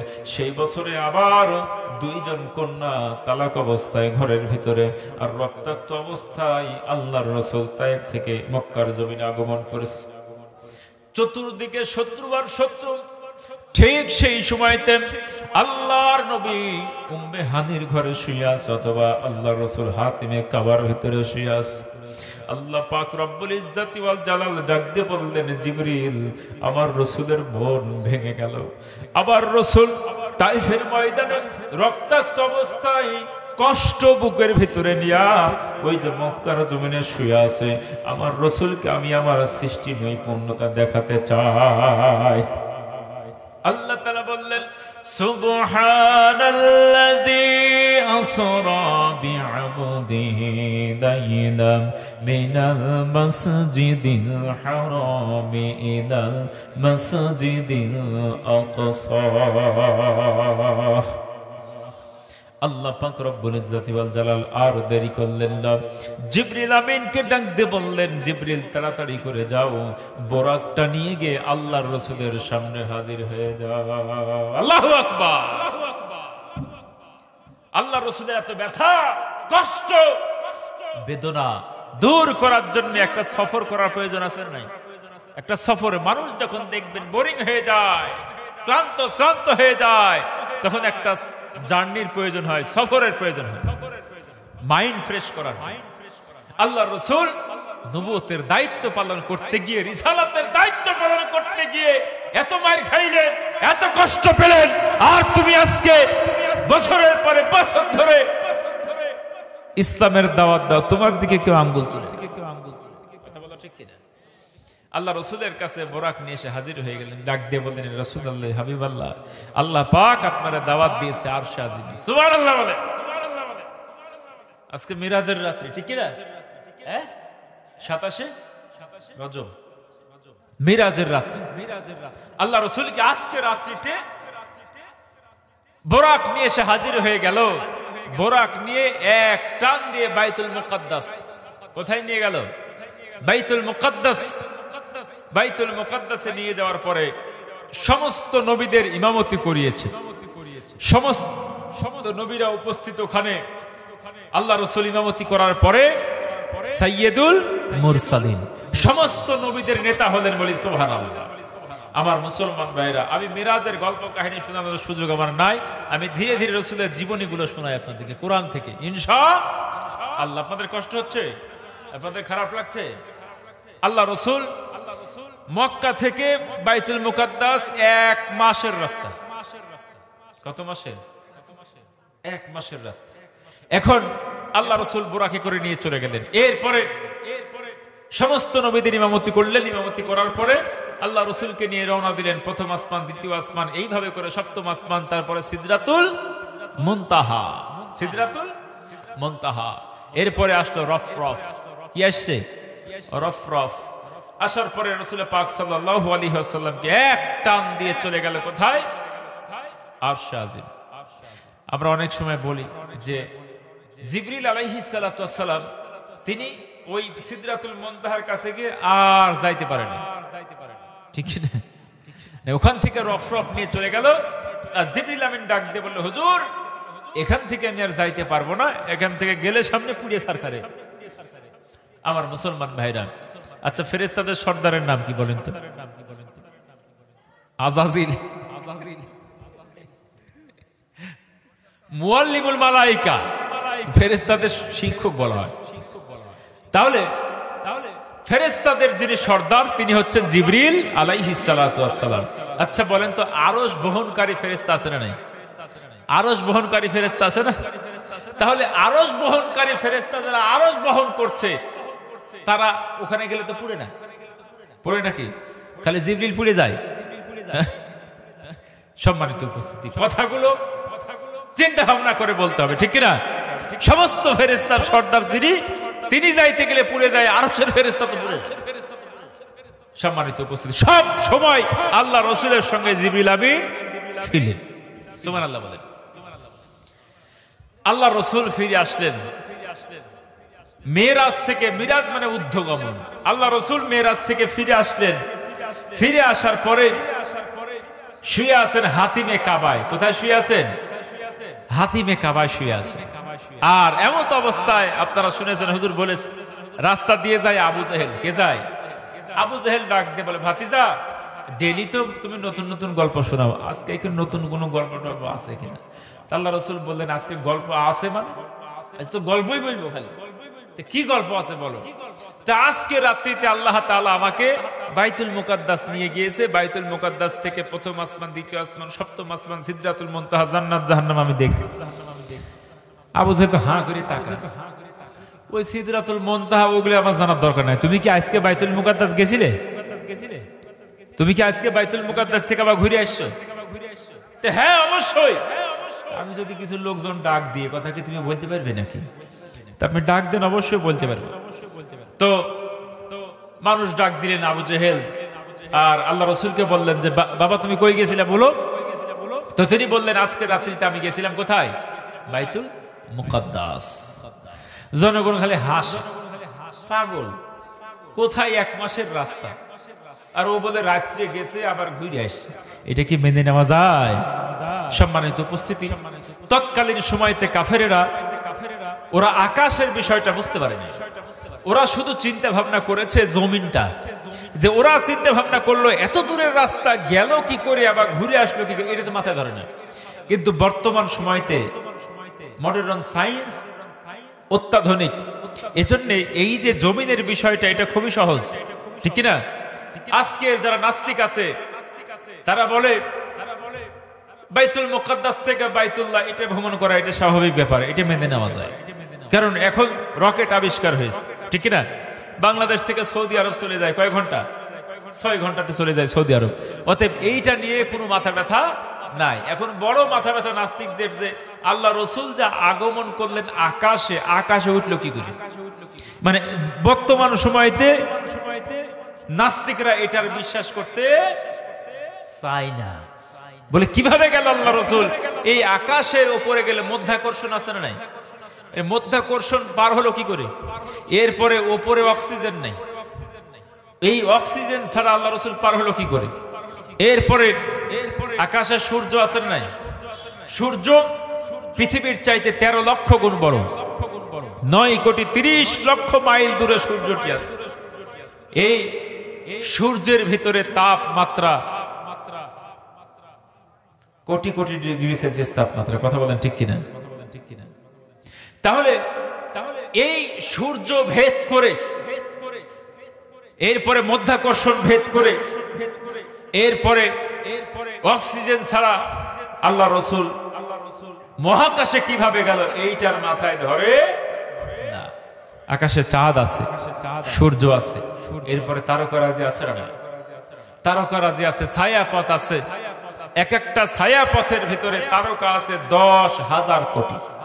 সুবহানাল্লাহ বলেন। সবচাইতে কাছের যে তারকাগুলো প্রক্সিমা সেন্ট্রাই, আলফা সেন্ট্রাই এ, আলফা সেন্ট্রাই বি, এটা করিনা, বেটেলজিউস। বেটেলজিউস একটা তারকা সূর্যের চাইতে 33 কোটি গুণ বড়। সুবহানাল্লাহ বলবে না? এরকম 13 লক্ষ পৃথিবী সূর্যের ভিতরে ঢুকানো যাবে, আর সূর্যের চাইতে 33 কোটি গুণ বড় একটা তারকা। এইরকম তারকা 10,000 কোটি নিয়ে একটা ছায়াপথ, এরপরে অসংখ্য ছায়াপথ নিয়ে একটা মিল্কি ওয়ে, এরপরে হাজার হাজার মিল্কি ওয়ে নিয়ে একটা গ্যালাক্সি। সুবহানাল্লাহ বলেন। আকাশের ভিতরে মহাকাশে আছে হচ্ছে ব্ল্যাক হোল। কোরআনে ব্ল্যাক হোলের কথা আছে না নাই? ফালা উকসিমু বিমাওয়াকিন নুজুম, যেখানে গিয়ে তারকা সমূহ স্তিমিত হয়ে যায়, তারকা শেষ হয়ে যায়, আল্লাহ তাআলা তার কসম করলেন।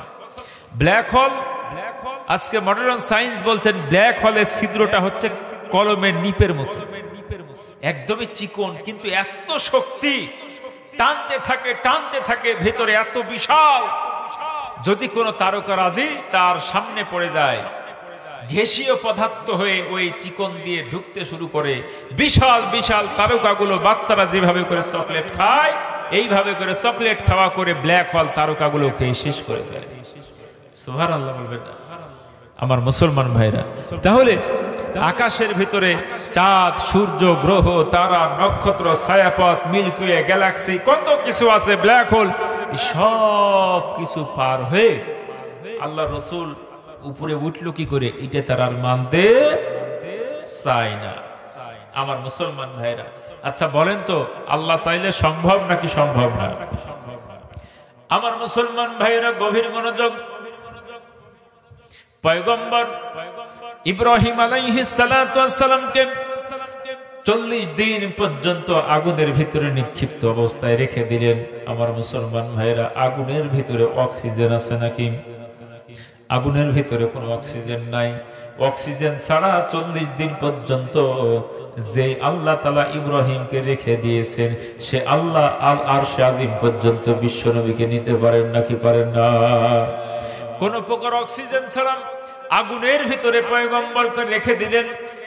এত আশ্চর্যনীয় একটি ঘটনা, সেই ঘটনা বলতে গিয়ে আল্লাহ পাক সুবহান শব্দ ব্যবহার করেন নাই, বলে সুবহানাল্লাহ। মানুষ যখন কোনো কিছু দেখার পরে আশ্চর্য হয়ে যায় তখন বলতে হয় সুবহানাল্লাহ। যদি বলেন কি বলতে হয়? আগুনের ভিতরে একজন ব্যক্তি 40 দিন অবস্থান করলেন, সেই ঘটনা বলতে গিয়ে সুবহানাল্লাহ শব্দ আল্লাহ পাক ব্যবহার করেন নাই। পয়গম্বর ইউনূস আলাইহিস সালাতু ওয়াস সালাম মাছের পেটের ভিতরে 40 দিন পর্যন্ত অবস্থান করলেন। যেই মাছের পেটের ভিতরে অবস্থান করলেন, মুফাসসিরিন কিরাম ডাক দিয়ে বললেন সেই মাছকে আরেকটা মাছে খেয়ে ফেললো। তাহলে হচ্ছে 1 নাম্বার মাছের পেটের অন্ধকার, 2 নাম্বার আরেকটা মাছ তারে খেয়ে ফেললো, তার অন্ধকার, এরপরে গভীর সাগরের একটা অন্ধকার, এরপরে রাত্রের অন্ধকার, 4টা অন্ধকারের ভিতরে ইউনূস আলাইহিস সালাতু ওয়াস সালাম 1 দিন নয় 2 দিন নয় 40 দিন পর্যন্ত কোন প্রকার খাদ্য ছাড়া, কোন প্রকার অক্সিজেন ছাড়া। একটা মানুষ যদি দীর্ঘক্ষণ সময় অন্ধকারের ভেতরে থাকে, তার চক্ষু নষ্ট হয়ে যাওয়ার সম্ভাবনা আছে না নাই? আমার মুসলমান ভাইরা, দীর্ঘ 40টি দিন অন্ধকারের ভিতরে মাছের পেটের ভিতরে ইউনূস আলাইহিস সালাতু ওয়াস সালাম অবস্থান করলেন। এই ঘটনা বলতে গিয়ে আল্লাহ পাক রব্বুল ইজ্জাতি ওয়াল জালাল কোরআনের ভিতরে সুবহানাল্লাহ শব্দ ব্যবহার করেন নাই। শুধু তাই নয়, পয়গম্বর মূসা আলাইহিস সালাতু ওয়াস সালাম সাগরের কিনারে দাঁড়িয়ে গেলেন। সাগরের কিনারে দাঁড়ানোর পরে আল্লাহ তাআলা ডাক দিয়ে বললেন, পয়গম্বর সাগরের ভিতরে লাঠি দিয়ে একটা তুমি আঘাত করো, তারপরে দেখো কি করি। সাগরে যখন আঘাত করলেন, একটা নয় 2টা নয়, ফানফালাকা ফাকানা কুল্লি ফিরিকিন কাত্তাউদিল আজিম, 12টা রাস্তা তৈরি হয়ে গেল, সাগর ফেটে গেল। আল্লাহ পাক রব্বুল ইজ্জাতি ওয়াল জালাল এই ঘটনা কোরআনের ভিতরে বলতে গিয়ে সুবহানাল্লাহ শব্দ ব্যবহার করেন নাই। কিন্তু বিশ্ব নবীর মিরাজ সম্পর্কে যখন আলোচনা শুরু করলেন, সর্বপ্রথম ডাক দিয়ে বললেন সুবহানাল্লাযী আসরা বিআবদিহি লাইলাম মিনাল মাসজিদিল হারাম। আল্লাহ তাআলা ডাক দিয়ে বললেন, ওগো পয়গম্বর, আমি এমন একটা ঘটনা ঘটায় দিলাম, যেই ঘটনা বলতে গিয়ে সর্বপ্রথম আমি আল্লাহ নিজেই অবাক হয়ে সুবহানাল্লাহ শব্দ ব্যবহার করলাম। আল্লাহু আকবার। আমার মুসলমান ভাইয়েরা, আল্লাহ রাসূল মেরাজ করলেন। মেরাজ থেকে যখন ফিরে আসলেন, কাবার চত্বরে ঘিরে ধরলেন। এরপরে কাফের বেঈমানেরা তারা ডাক দিয়ে বলল, তুমি কি সত্যি সত্যি গিয়েছো নাকি? হ্যাঁ, সত্যি গিয়েছি। আবু বকর সিদ্দিক রাদিয়াল্লাহু তাআলা আনহুকে ডাক দিয়ে বলতেন, ওগো আবু বকর, তোমার বন্ধু, তোমার সাথী তো পাগল হয়ে গেল। বলে কেন? তিনি নাকি আজকে রাত্রির ভিতরে বাইতুল মুকাদ্দাস গিয়েছে, আবার ঘুরে আসছে। আবু বকর ডাক দিয়ে বললেন, আল্লাহর রাসূল কি কথা বলেছে নাকি? বলল, অবশ্যই কথা বলেছে। তাড়াতাড়ি করে চলো। আল্লাহ রাসূলের কাছে আবু বকরকে নিয়ে আসা হলো। বিশ্ব নবীকে ডাক দিয়ে বললেন, ওগো পয়গম্বর, আপনি কি আজকে রাত্রির ভিতরে বাইতুল মুকাদ্দাস গিয়েছিলেন, আবার ঘুরে আসছেন নাকি? আল্লাহর নবী ডাক দিয়ে বললেন, আবু বকর, আল্লাহ পাক রব্বুল ইজ্জাতি ওয়াল জালাল শুধু বাইতুল মুকাদ্দাস নয়, আজকে রাত্রিতে আমাকে বাইতুল মুকাদ্দাস নিয়ে গিয়েছেন, সপ্তম আসমান ভ্রমণ করাইছেন, জান্নাত জাহান্নাম আমাকে আল্লাহ তাআলা দেখাইছেন। আবু বকর ডাক দিয়ে বললেন, পয়গম্বর, আমি রাত্রি বেলায় আপনারে বহু খোঁজাখুঁজি করেছি, কিন্তু পাই নাই। বলে আল্লাহু আকবার। যেই পয়গম্বরের কথায় দেখি নাই জাহান্নাম আছে বিশ্বাস করেছে পয়গম্বর, যেই পয়গম্বরের কথায় দেখি নাই জান্নাত আছে বিশ্বাস করেছি, যার কথায় আল্লাহরে দেখি নাই বিশ্বাস করেছি, এই পয়গম্বর আজকে রাত্রিতে আরশে আজিম গিয়েছেন, বাইতুল মুকাদ্দাস গিয়েছেন। অবশ্যই অবশ্যই আমি বিশ্বাস করব আজকে আপনি রাত্রিতে মিরাজ করেছেন। বলি সুবহানাল্লাহ, আল্লাহু আকবার। বিশ্ব নবী ডাক দিয়ে বললেন, রে আবু বকর, তুমি শুধু আবু বকর নয়, আজ থেকে তোমার নাম হলো সিদ্দিকে আকবর। আল্লাহু আকবার। সিদ্দিক আকবর, মহাসত্যবাদী। কারণ এই মক্কার জমিনে যখন কেউ স্বীকার করছে না, অনেক সাহাবায়ে কেরাম দোদুল্যমান অবস্থা। আমার মুসলমান ভাইরা, এরপর আল্লাহ রাসূল মেরাজ করাইলেন, দুঃখ কষ্ট কমলো না বাড়লো? কমেছে না? কমে নাই? ভ্রমণ করে এসে আল্লাহ রাসূলের দুঃখ কষ্ট কমলো। তাহলে আমি বলেছিলাম আল্লাহ রাসূলের বিরুদ্ধে 3টা ষড়যন্ত্র। জোরে বলেন কয়টা ষড়যন্ত্র? 1 নম্বরে জেল থেকে নবমুক্ত পাইছে, জেল খাটলেন, জেল থেকে 3 বছর জেল খেটে 10ম নবুয়তে 10ম বছরে বের হয়েছে। এরপরে 2 নাম্বার ষড়যন্ত্র, আও ইয়াকতুলুকা, আল্লাহ রাসূলকে হত্যার ষড়যন্ত্র করবে। কোরআনে আছে না নাই? সম্মানিত উপস্থিতি, সব কথা কোরআনে খুলে বলা আছে। আল্লাহ রাসূলকে তারা এবার হত্যার ষড়যন্ত্র শুরু করল। আল্লাহ রাসূলকে প্রায় 16 বার হত্যার ষড়যন্ত্র করা হয়। শেষ পর্যন্ত নবুয়তের 13 বছর যখন হয়ে গেল, মক্কার জমিনে এমন ভাবে মক্কার যুবকেরা ঘিরে ধরল, আল্লাহ রাসূলকে শেষ করে ফেলবে। আল্লাহ পাক ডাক দিয়ে বললেন, পয়গম্বর, মক্কার জমিনে আপনার আর থাকা সম্ভব নয়, আপনি বের হয়ে যান। সুবহানাল্লাহ।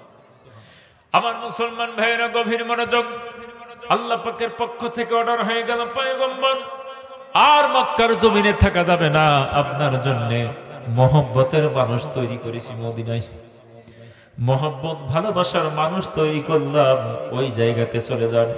আল্লাহর নবী এবার ঘর থেকে বের হলেন। আল্লাহর রাসূল দোয়া করলেন, ওয়া কুর রাব্বি আদখিলনি মুদখালা সিদকিন ওয়া আখরিজনি মুখরাজা সিদকিন ওয়াজআলনি মিন লাদুনকা সুলতানান নাসীরা। বলি আল্লাহু আকবার। আল্লাহর নবী দোয়া করলেন, আল্লাহ মক্কার জমিনে ক্ষমতা ছাড়া 13 বছর দাওয়াতি কাজ করলাম, বরং কোনো তো লাভ হওয়া তো দূরের কথা, নির্যাতন নিপীড়ন হয়ে গেল। এরপরে কারাগারে জেল খাটলাম 3 বছর, কিন্তু মক্কার জমিনে তো ইসলাম প্রতিষ্ঠা করা গেল না। ও আল্লাহ তাআলা, আপনি আমাকে মক্কার জমিন থেকে সত্যতার সহিত বের করে নিয়ে যান, আর মদিনার জমিনে আমারে প্রবেশ করান সত্যতার সহিত, আর আপনার পক্ষ থেকে আমার একটা চূড়ান্ত রাষ্ট্রীয় ক্ষমতা দেন। রাষ্ট্রীয় ক্ষমতা চাইছে কে? আল্লাহর নবী। আমার মুসলমান ভাইরা, শুধুমাত্র রাষ্ট্র ক্ষমতা চাই নাই, আল্লাহর রাসূল দোয়া করলেন, রব্বানা হাব লানা মিন আজওয়াজিনা ওয়া যুররিয়্যাতিনা কুররাতা আ'ইনিন ওয়াজআলনা লিল মুত্তাকিনা ইমামা। বলি আল্লাহু আকবার। আল্লাহর নবী ডাক দিয়ে বললেন, আপনি আমাকে মুত্তাকিদের নেতা বানায়া দেন। তাহলে আল্লাহর রাসূল দোয়া করেছেন নেতা হওয়ার জন্য, আল্লাহর রাসূল দোয়া করেছেন ক্ষমতা নেওয়ার জন্য, মক্কার মদিনার রাষ্ট্রীয় ক্ষমতা নেওয়ার জন্য দোয়া করেছেন। আবার মুসলমান ভাইরা, আল্লাহর রাসূল যদি ক্ষমতার জন্য দোয়া করতে পারেন, নেতা হওয়ার জন্য দোয়া করতে পারেন, আপনি শুধু পড়ে আছেন মসজিদ নিয়ে। কথা বলো ঠিক কিনা? আপনি খালি মসজিদ আর জিকির আজগার নিয়ে ব্যস্ত, নামাজ নিয়ে ব্যস্ত, কিন্তু সমাজে যে লুটপাট হয়ে যায় এই চিন্তা আপনার মাথায় নাই। আপনার মতো একজন আলেম মানুষ যদি এলাকার মেম্বার হয়, আপনার মতো আলেম মানুষ যদি একটা এলাকার চেয়ারম্যান হয়, তাহলে এর মাধ্যম দিয়ে জনসেবা করার আপনার সম্ভাবনা আছে না নাই? আমার মুসলমান ভাইরা, শুধুমাত্র জিকির আজগার দিয়ে বুঝি সমাজ শোধন হয়? শুধুমাত্র মসজিদের কোনায় বসে বসে কোরআন তেলাওয়াত করলে বুঝি সমাজ শোধন হয়? আমার মুসলমান ভাইয়েরা, এই যে কাগজ, এই কাগজের ভিতরে আমি লিখলাম আগুন, আগুন ধরে গেল বুঝি? ধরল। আমি কাগজের ভিতরে লিখলাম পানি, ভিজে গেল বুঝি? ভিজলো নাকি? আগুন পানি যাই লিখি না কেন, যতক্ষণ পর্যন্ত আগুন না ধরাবো ততক্ষণ পর্যন্ত কাগজ পুড়বে না, যতক্ষণ পর্যন্ত কাগজ পানির ভিতরে না ডোবাবো ততক্ষণ পর্যন্ত কাগজ ভিজবে না। ও মুসলমানের সন্তান, মসজিদের তাকের উপরে যে কোরআনটি আছে, এই কোরআন যদি কিয়ামত পর্যন্ত মসজিদের ভিতরে তেলাওয়াত করতে থাকো, ঘরের কোনায় যদি তেলাওয়াত করতে থাকো, এই সমাজ থেকে চোর দূর হবে না, দুর্নীতিবাজ দূর হবে না, চাঁদাবাজ ধান্দাবাজ দূর হবে না, জেনা পোকামাকড় দূর হবে না। এই কোরআন যদি পার্লামেন্টে নিতে পারো, ওখান থেকে যদি আইন পাস করতে পারো, চোরের হাত কাটার বিধান যদি চালু করতে পারো, এরপরে মদখোরকে যদি 100 বেত্রাঘাত মারতে পারো, আল্লাহর কসম করে বলি কোরআনের শাসন ব্যবস্থা যদি কায়েম হয়ে যায়, বাংলার জমিনে একটাও চোর খুঁজে পাওয়া যাবে না, জিনাখোর খুঁজে পাওয়া যাবে না।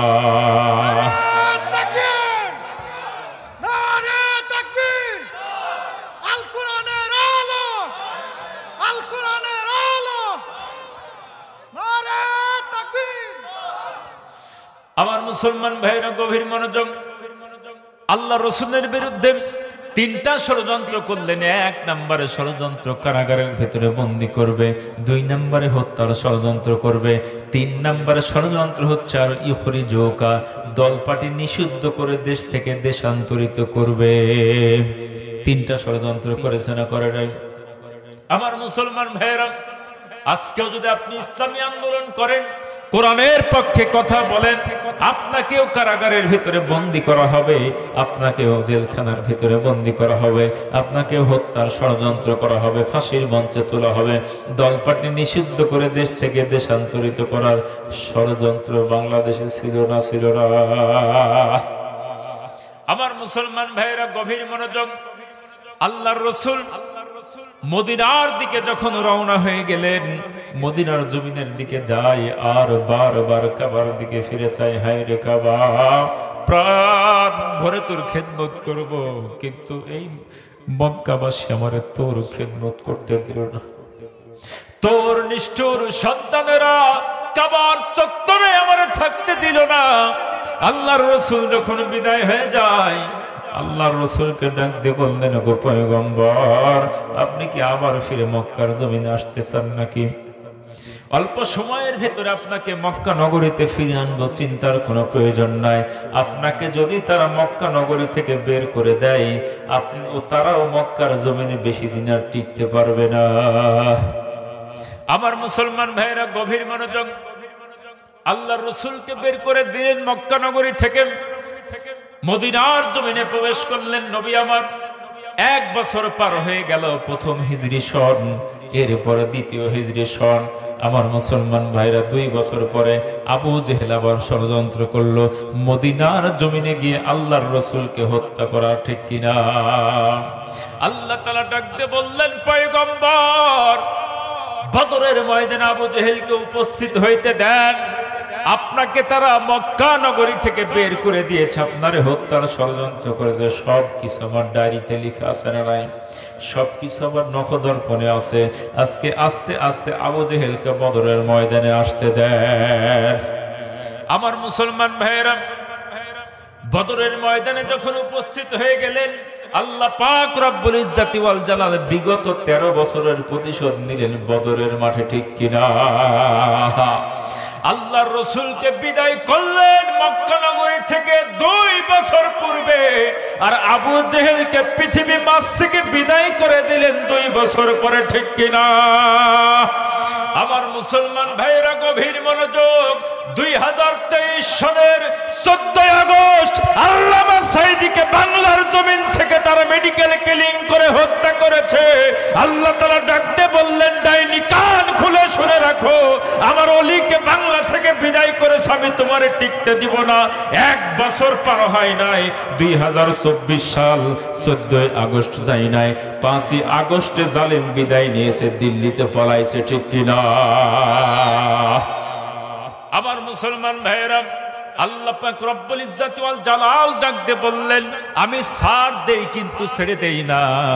মক্কার জমিন থেকে রাসূল তোমার বের করে দিয়েছে, 2 বছর পরে প্রতিশোধ নিয়েছে আমি আল্লাহ। আল্লামা সাঈদী সাহেবকে হত্যা করা 1 বছর হয় নাই, 1 বছরের ভিতরে গদি ছেড়ে দিল্লিতে পালাতে বাধ্য হয়েছে, ঠিক কিনা? আমার মুসলমান ভাইয়েরা গভীর মনোযোগ। ইসলামের উপরে যত জুলুম নির্যাতন চলবে, তত ইসলামের সংখ্যা বাড়তে থাকবে। বদরের যুদ্ধে যুদ্ধ করেছিলেন কত সাহাবী? 313 জন। ঠিক 1 বছর পরে যখন যুদ্ধ হলো উহুদের যুদ্ধ, তখন কতজন সাহাবী? যদি বলেন কতজন সাহাবী? 700 জন, আর 300 জন মুনাফিক। মোট হচ্ছে 1000 সাহাবী। 300 জন মুনাফিক পালাইছে। মুনাফিক আছে না নাই? মুনাফিক আছে। মুনাফিক চিনবেন কি করে? মুনাফিক চিনার আলামত আছে না নাই? আলাম তারা ইলাল্লাযিনা ইয়াজউমুনা আন্নাহুম আমানু বিমা উনজিলা ইলাইকা ওয়া মা উনজিলা মিন ক্বাবলিক। ওদেরকে যখন বলা হয় আসো আল্লাহর কোরআনের দিকে আসো, আল্লাহর আইনের দিকে আসো, তারা চায় তাগুতি শক্তি দিয়ে রাষ্ট্র পরিচালিত হোক। তারা চায় মানুষের তৈরি করা আইন দিয়ে রাষ্ট্র পরিচালিত হোক। আমার মুসলমান ভাইরা, তারা নামাজ পড়ে, রোজা করে। মুনাফিকের ফ্যাক্টরি মসজিদে পাওয়া যায়, মুনাফিকের ফ্যাক্টরি মুসল্লিদের মধ্যে পাওয়া যায়, ঠিক না? মানে নামাজি কিন্তু আল্লাহর আইন চায় না, কোরআনের আন্দোলন করে না, রাসূলের আদর্শে আদর্শিত নেতা চায় না, দুনিয়া সিটার বাটপার দালাল চান্দাবাজ ধান্দাবাজদের পেছনে ঘুরে এইরকম নামাজি আছে না নাই? আল্লাহ তাআলা ডাক দিয়ে বললেন মুনাফিক, وَإِذَا قِيلَ لَهُمْ تَعَالَوْا إِلَى مَا أَنزَلَ اللَّهُ وَإِلَى الرَّسُولِ رَأَيْتَ الْمُنَافِقِينَ يَصُدُّونَ عَنكَ صُدُودًا। মুনাফিকদেরকে যখন বলা হয় আসো কোরআনের দিকে, রাসূলের আদর্শের দিকে, যারা মুনাফিক আস্তে করে টুস করে পালায়, ওরার কাছে আসে না, ঠিক না? আল্লাহ তাআলা ডাক দিয়ে বললেন ইন্নাল মুনাফিকিনা ফিদ দারকিল আসফালি মিনান নার। আমিও রেডি আছি, তোমাদেরকে দিয়ে জাহান্নাম উদ্বোধন করা হবে, ঠিক না? নামাজ পড়েছো, রোজা করেছো, হজ করেছো, কিন্তু কোরআনের আন্দোলন করো নাই, কোরআনের আইনের পক্ষে কথা বলো নাই, এই সকল দালালদেরকে দিয়ে জাহান্নাম উদ্বোধন করা হবে, ঠিক কিনা? আমার মুসলমান ভাইরা, আল্লাহ রাসূল কত কষ্ট করলেন ইসলাম প্রতিষ্ঠা করার জন্য, দ্বীন কায়েম করা। শারআ লাকুম মিনাদ দ্বীন মা ওয়াসা বিহি নূহা ওয়াল্লাযী আওহাইনা ইলাইকা ওয়া মা ওয়াসাইনা বিহি ইব্রাহিম ওয়া মূসা ওয়া ঈসা আকিমুদ্দিন ওয়া লা তাতাফাররাকু ফি। আল্লাহ বললেন শরীয়তের বিধান করে দেওয়া হয়েছে, একই আদেশ দেওয়া হয়েছিল নূহ পয়গম্বরকে, একই আদেশ দেওয়া হয়েছে বিশ্ব নবীকে, একই আদেশ দেওয়া হয়েছে ইব্রাহিম, মূসা, ঈসা, একই আদেশ। আর আকিমুদ্দিন, আল্লাহর জমিনে দ্বীন প্রতিষ্ঠা করো। দ্বীন, আকিমুস সালাত বুঝেন? আকিমুস সালাত, আকিমুদ্দিন। আকিমুস সালাতের চাইতে আকিমুদ্দিন বেশি গুরুত্বপূর্ণ, কারণ আকিমুদ্দিনের ভিতরে আকিমুস সালাত আছে না। আকিমুদ্দিন প্রতিষ্ঠা যদি হয়ে যায়, নামাজ এমনি পড়তে বাধ্য হবে, যাকাত দিবে না, চামড়া তুলে নেওয়া হবে, ঠিক কিনা? আমার মুসলমান, সুদ থাকবে না, যাকাত থাকবে। কোরআনের কথা সবার ভালো লাগে? আল্লাহ তাআলা বললেন ওয়া ইযা তুতলা আলাইহিম আয়াতুনা বাইয়িনাতিন তারিফু ফি উজুহিল্লাযিনা কাফারু ওয়াল মুনকার। যারা কাফের তাদেরকে কোরআনের হক কথা শুনাইলে ওদের চেহারা কালো হয়ে যায়। ইয়াকাদুনা ইয়াসুনা বিল্লাযিনা ইয়াতলুনা আলাইহিম আয়াতুনা। যারা কোরআনের আয়াত পাঠ করে হক কথা বলে, তখন তাদের সঙ্গে মায়ের মুখে আসে। এসব কথা কোরআনে আছে না নাই? তাহলে ইসলামের উপরে যতই জুলুম নির্যাতন চলেছে, ইসলামের সংখ্যা, বদরের যুদ্ধে যুদ্ধ করলো 313 জন, উহুদের যুদ্ধে 700 জন। জোরে বলেন কয়জন? ঠিক 5ম হিজরি সন 5 বছরের ভিতরে খন্দকের যুদ্ধ হলো, সাহাবী সংখ্যা 3000। বলি সুবহানাল্লাহ। মানে যতই জুলুম করছে, যতই হত্যার হুমকি দিচ্ছে, ততই মানুষ বাড়তে আছে, বাড়তে আছে। এরপরে আল্লাহ রাসূল হুদাইবিয়ার সন্ধি যখন করলেন, আল্লাহ রাসূলের সাথে ছিল 1500 সাহাবী, মক্কাতে আসছিলেন ওরা। এরপরে মুতার যখন যুদ্ধ হলো, আল্লাহ রাসূল সাহাবী প্রেরণ করলেন 3000। কত হাজার? 3000। 8ম হিজরি সনে আল্লাহ পাক রব্বুল ইজ্জত ওয়াল জালাল মক্কা বিজয় যখন করলেন, মক্কা বিজয়ের সময় তো রাসূলের সাথে সাহাবী ছিল 10,000। বলে আল্লাহু আকবার। আরে সাহাবী সংখ্যা বাড়ে না কমে? ইসলামী আন্দোলনের উপরে যতই জুলুম নির্যাতন চালিয়েছো, বাংলার সবুজ ভূখণ্ডে ইসলামী নেতা কর্মীর বিরুদ্ধে হামলা করেছো, মামলা করেছো, ইসলামী আন্দোলনের কর্মীদেরকে ফাঁসির মঞ্চে তুলেছো, আল্লামা সাঈদীকে হত্যা করেছো, বাংলার সবুজ ভূখণ্ডে ইসলামী আন্দোলনের কর্মী কমে নাই, বরং লক্ষ লক্ষ বেড়েছে। কথা বলো ঠিক কিনা? এটা কমে না, এটা কি হয়? বাড়ে। 10,000 সৈন্য নিয়ে প্রবেশ করেছে। আল্লাহ রাসূলকে আবু জেহেল জ্বালাইছে কয় বছর? 15 বছর। আর আবু সুফিয়ান জ্বালাইছে কয় বছর? প্রায় 21 বছর। আবু সুফিয়ান তখন মক্কার লিডার। আল্লাহ রাসূল 10,000 সৈন্য নিয়ে প্রবেশ করলেন মক্কা নগরীতে। মক্কা নগরীতে প্রবেশ করার পরে আবু সুফিয়ান দেখে বিশাল বাহিনী প্রবেশ করছে। লম্বা ইতিহাস। আল্লাহ রাসূল এবার সাহাবাদেরকে ডাক দিয়ে বললেন, সাহাবীরা তোমরা সুইলা বানাও অনেক বেশি, টয়লেট বানাও কম। এটা যুদ্ধের কৌশল। এখন আবু সুফিয়ান দেখে, বাবা রে বাবা, এত মানুষ খালি ধুমা আর ধুমা, এত চুলা কি করে হয়? সকালবেলা যখন আবু সুফিয়ান দেখে পায়খানার সামনে খালি সিরিয়াল আর সিরিয়াল, মানে লাখ লাখ সাহাবী, অবাক হয়ে গেল। এবার যখন ধীরে ধীরে মক্কা নগরীতে প্রবেশ করতে শুরু করলেন, সিরিয়াল ধরে ঢুকতে আছে আর আবু সুফিয়ান হা করে তাকায় আছে। বাবা রে বাবা, শেষ পর্যায়ে এবার ঢুকতে শুরু করেছে হেলমেট বাহিনী। আল্লাহ রাসূলের বাংলাদেশের হেলমেট বাহিনী না, এটা আল্লাহ রাসূলের হেলমেট বাহিনী। লোহার হেলমেট পরে যখন ঢুকতে শুরু করলো, কাবার চত্বরে গিয়ে আবু সুফিয়ান ডাক দিয়ে বলে, ওগো মক্কার লোকেরা, খবরদার আজকের অস্ত্র বের করো না, তাহলে খবর আছে। কারণ যেই সেনাবাহিনী ঢুকেছে এদের সাথে তোমরা যুদ্ধ করে পারবে না, ওদের সারেন্ডার করে ভালো। শেষ পর্যন্ত হিন্দা, দুষ্টু মহিলা, কি মহিলা? দুষ্টু মহিলা, যেই মহিলা উহুদের ময়দানে আল্লাহর রাসূলের চাচা আমিরে হামজাকে বুক খঞ্জর দিয়ে ফেড়ে তাজা কাঁচা কলিজা চাবাই চাবাই খেয়েছে, এসে হিন্দা। এই দুষ্টু মহিলা ডাক দিয়ে বলে, এই আবু সুফিয়ান, এই সেনাপ্রধান, চালাও অস্ত্র চালাও। আবু সুফিয়ান ডাক দিয়ে বলে যে, তোমার কথায় অস্ত্র চালায় মরবো, আর আমার ঘাড়ে এসে আব্দুল্লাহর পুত্র মুহাম্মদ অস্ত্র ধরবে, ঠিক কিনা? বাংলাদেশেও একজন বলেছিল, সেনাপ্রধান গুলি চালাও, কথা বলো ঠিক কিনা? আর সেনাপ্রধান ডাক দিয়ে বলে, আমি গুলি চালাই, বৈষম্য বিরোধী ছাত্র এসে আমার গলায় ছুরি ধরুক, কথা বলো ঠিক কিনা মুসলমান? শেষ পর্যন্ত বলে, তুমি ভাগো। এইদিকে হেন্দাকে ডাক দিয়ে বলো, তুমি হটো, তুমি পালাও, আমার খবর আছে। শেষ পর্যন্ত হেন্দা ঘরের ভিতরে প্রবেশ করলেন, গিয়ে বললেন, লাত, মানাত, উজ্জা, হবল, এতগুলা মূর্তি, আর আব্দুল্লাহর পুত্র মুহাম্মদ এই মক্কা দখল করে দিল। কি ঘোড়াটি মূর্তি পুজো করে লাভ নেই, সব ভাগ ভেঙে চুরে টুকরা টুকরা করে ফেলে দিল। আমার মুসলমান ভাইরা, কাবার ভিতরে 360টা মূর্তি ঢুকাইছিল না? ঢুকাই নাই। আমরা ভাবতাম যে বাংলাদেশে আল্লাহ যতগুলা মূর্তি বানাইলো, এই মূর্তি কে ভাগ মেরে বাবা, কথা বলো ঠিক কিনা?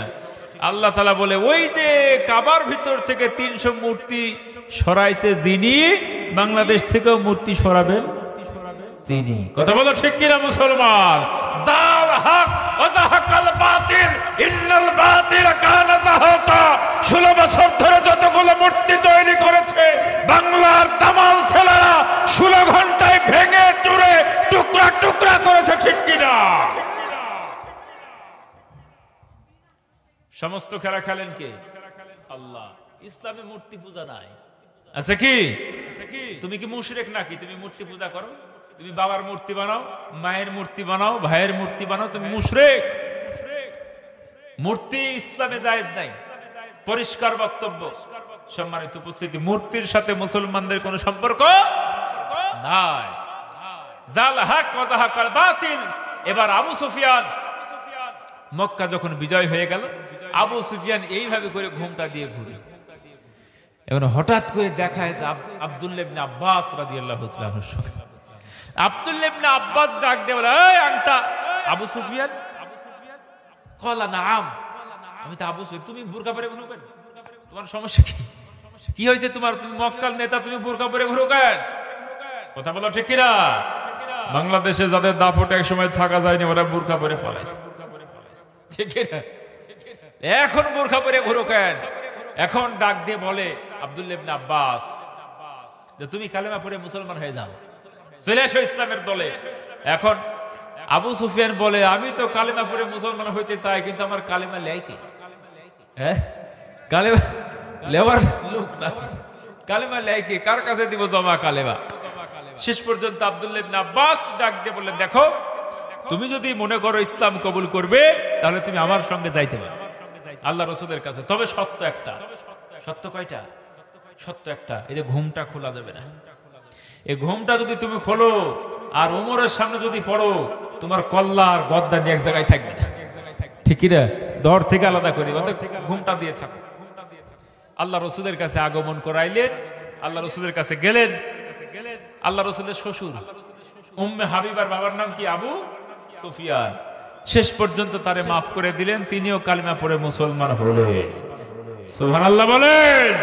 অতএব যারা দীর্ঘদিন পর্যন্ত আলেমদের সঙ্গে খারাপ ব্যবহার করেছো, দীর্ঘদিন পর্যন্ত যারা মানুষের উপরে জুলুম নির্যাতন করেছো, দীর্ঘদিন পর্যন্ত যারা গরিবের সম্পদ লুটে পুটে খেয়েছো, পরিষ্কার ভাবে বলতে চাই, অনতি বিলম্বে তওবা করে ইসলামের সুশীতল ছায়াতলে ইসলামী আন্দোলনের কর্মী হয়ে যাও, ঠিক কিনা?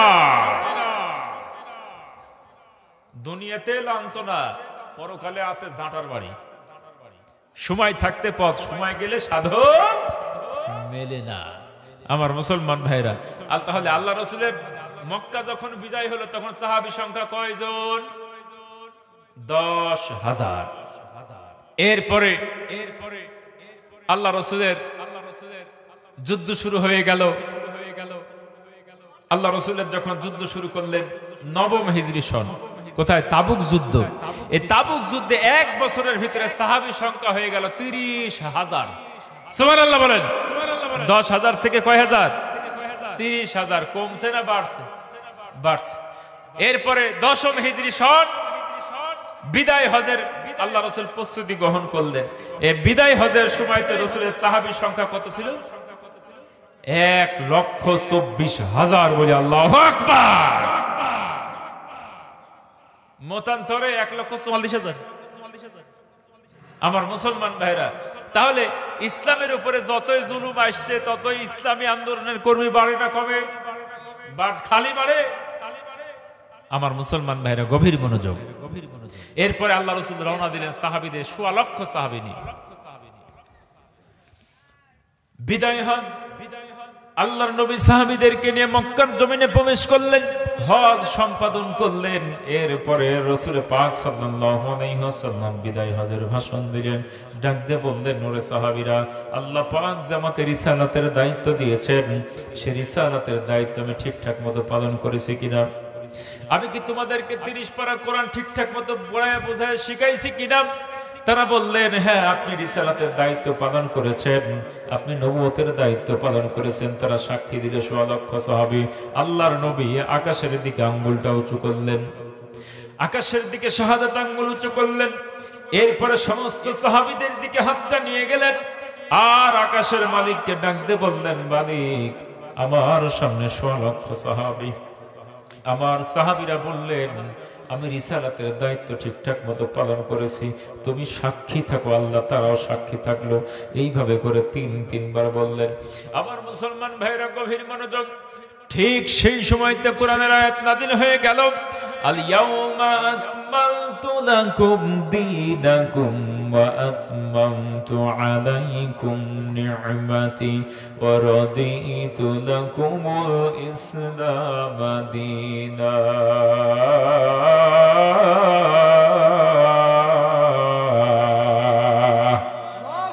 আল্লাহ তাআলা ডাক দিয়ে বললেন, পয়গম্বর, আজ থেকে ইসলাম পরিপূর্ণতা লাভ করলো, আজ থেকে ইসলাম পরিপূর্ণ হয়ে গেল। সমস্ত সাহাবীরা আনন্দিত হয়ে গেলেন। হায় হায়, যে ইসলাম প্রতিষ্ঠা করার জন্য বেলাল রাদিয়াল্লাহু তাআলা আনহু কত কষ্ট করলেন, যে ইসলাম প্রতিষ্ঠা করার জন্য খাব্বাব রাদিয়াল্লাহু তাআলা আনহু পিঠের চামড়াগুলো ছিঁড়ে ফেলা হলো, যে ইসলাম প্রতিষ্ঠা করার জন্য সুমাইয়া রাদিয়াল্লাহু তাআলা আনহারে হত্যা করা হলো নির্মমভাবে, যে ইসলাম প্রতিষ্ঠা করার জন্য ইয়াসির রাদিয়াল্লাহু তাআলা আনহুকে হাত পা টেনে ছিঁড়ে ফেলা হলো, যে ইসলাম প্রতিষ্ঠা করার জন্য আমির হামজা জীবন বিলিয়ে দিতে হলো, যে ইসলাম প্রতিষ্ঠা করার জন্য আমির হামজার বুককে খঞ্জর দিয়ে ফেলে তাজা কলিজা ছিঁড়ে ছিঁড়ে খাইলো, যে ইসলাম প্রতিষ্ঠা করার জন্য হাজার হাজার সাহাবীরা জীবন দিয়ে দিল, যে ইসলামকে প্রতিষ্ঠা করার জন্য আল্লাহর নবী তায়েফের জমিনে মার খাইলেন, আল্লাহর রাসূল উহুদের ময়দানে দান্দান মোবারক শহীদ করলেন, আল্লাহর রাসূলের মাথার ভিতরে লোহার হেলমেট প্রবেশ করলো, আল্লাহর রাসূল রক্তাক্ত হয়ে গেলেন, কত নির্যাতন নিপীড়ন শুরু করলেন। যে ইসলাম আজকে পরিপূর্ণতা লাভ করলো, সমস্ত সাহাবীরা খুশি হয়ে গেল, আনন্দিত হয়ে গেল। হঠাৎ করে মাঠের এক কিনারায় দাঁড়ায়া দাঁড়ায়া একজন সাহাবী ফুপায়া ফুপায়া কান্না শুরু করে দেয়। আমার মুসলমান ভাইরা, সমস্ত সাহাবীরা ডাক দিয়ে বলল, আজকে না আনন্দের, আজকে তো ইসলাম পরিপূর্ণতা লাভ করলো, আজকে কান দেখে জানতে চাই। আস্তে আস্তে মাঠের কিনারে যখন চলে গেলেন, তাকায়া দেখলেন তিনি আর কেউ নয়, তিনি হচ্ছেন আল্লাহর রাসূলের সাথী, আল্লাহর রাসূলের সাহাবী আবু বকর সিদ্দিক রাদিয়াল্লাহু তাআলা আনহু। বলে সুবহানাল্লাহ। আবার মুসলমান ভাইরা গভীর মনোযোগ, আবু বকর সিদ্দিক রাদিয়াল্লাহু তাআলা আনহু কান্না শুরু করলেন। সাহাবীরা ডাক দিয়ে বললেন, আবু বকর, আজকে তো ইসলাম পরিপূর্ণতা লাভ করলো, আজকে তুমি কেন কান্দো জানতে চাই। আবু বকর ডাক দিয়ে বললেন, সাহাবী, তোমরা তো শুধু পজিটিভটা চিন্তা করো, কিন্তু নেগেটিভটা চিন্তা করো না। চাঁদ যদি পরিপূর্ণতা লাভ করে, এরপরে চাঁদের ক্ষয় আছে না? আল্লাহর রাসূল কোরআনের আয়াত নাযিল হয়ে গেল, ইসলাম পরিপূর্ণতা লাভ করলো, অতএব আজ থেকে ইসলামের ক্ষয় শুরু হয়ে যাবে। শুধু তাই নয়, একটা বিল্ডিং তৈরি করার জন্য মিস্ত্রি আসে, মিস্ত্রি আগমন করার পরে মিস্ত্রি বিল্ডিং তৈরি করেন, বিল্ডিং যখন পরিপূর্ণতা লাভ করে, এরপরে মালিকের হাতে বিল্ডিংটা বুঝাই দেয়, এরপরে মিস্ত্রি বিদায় নেওয়ার সময় হয়ে যায়। কথা বলো ঠিক কিনা মুসলমান?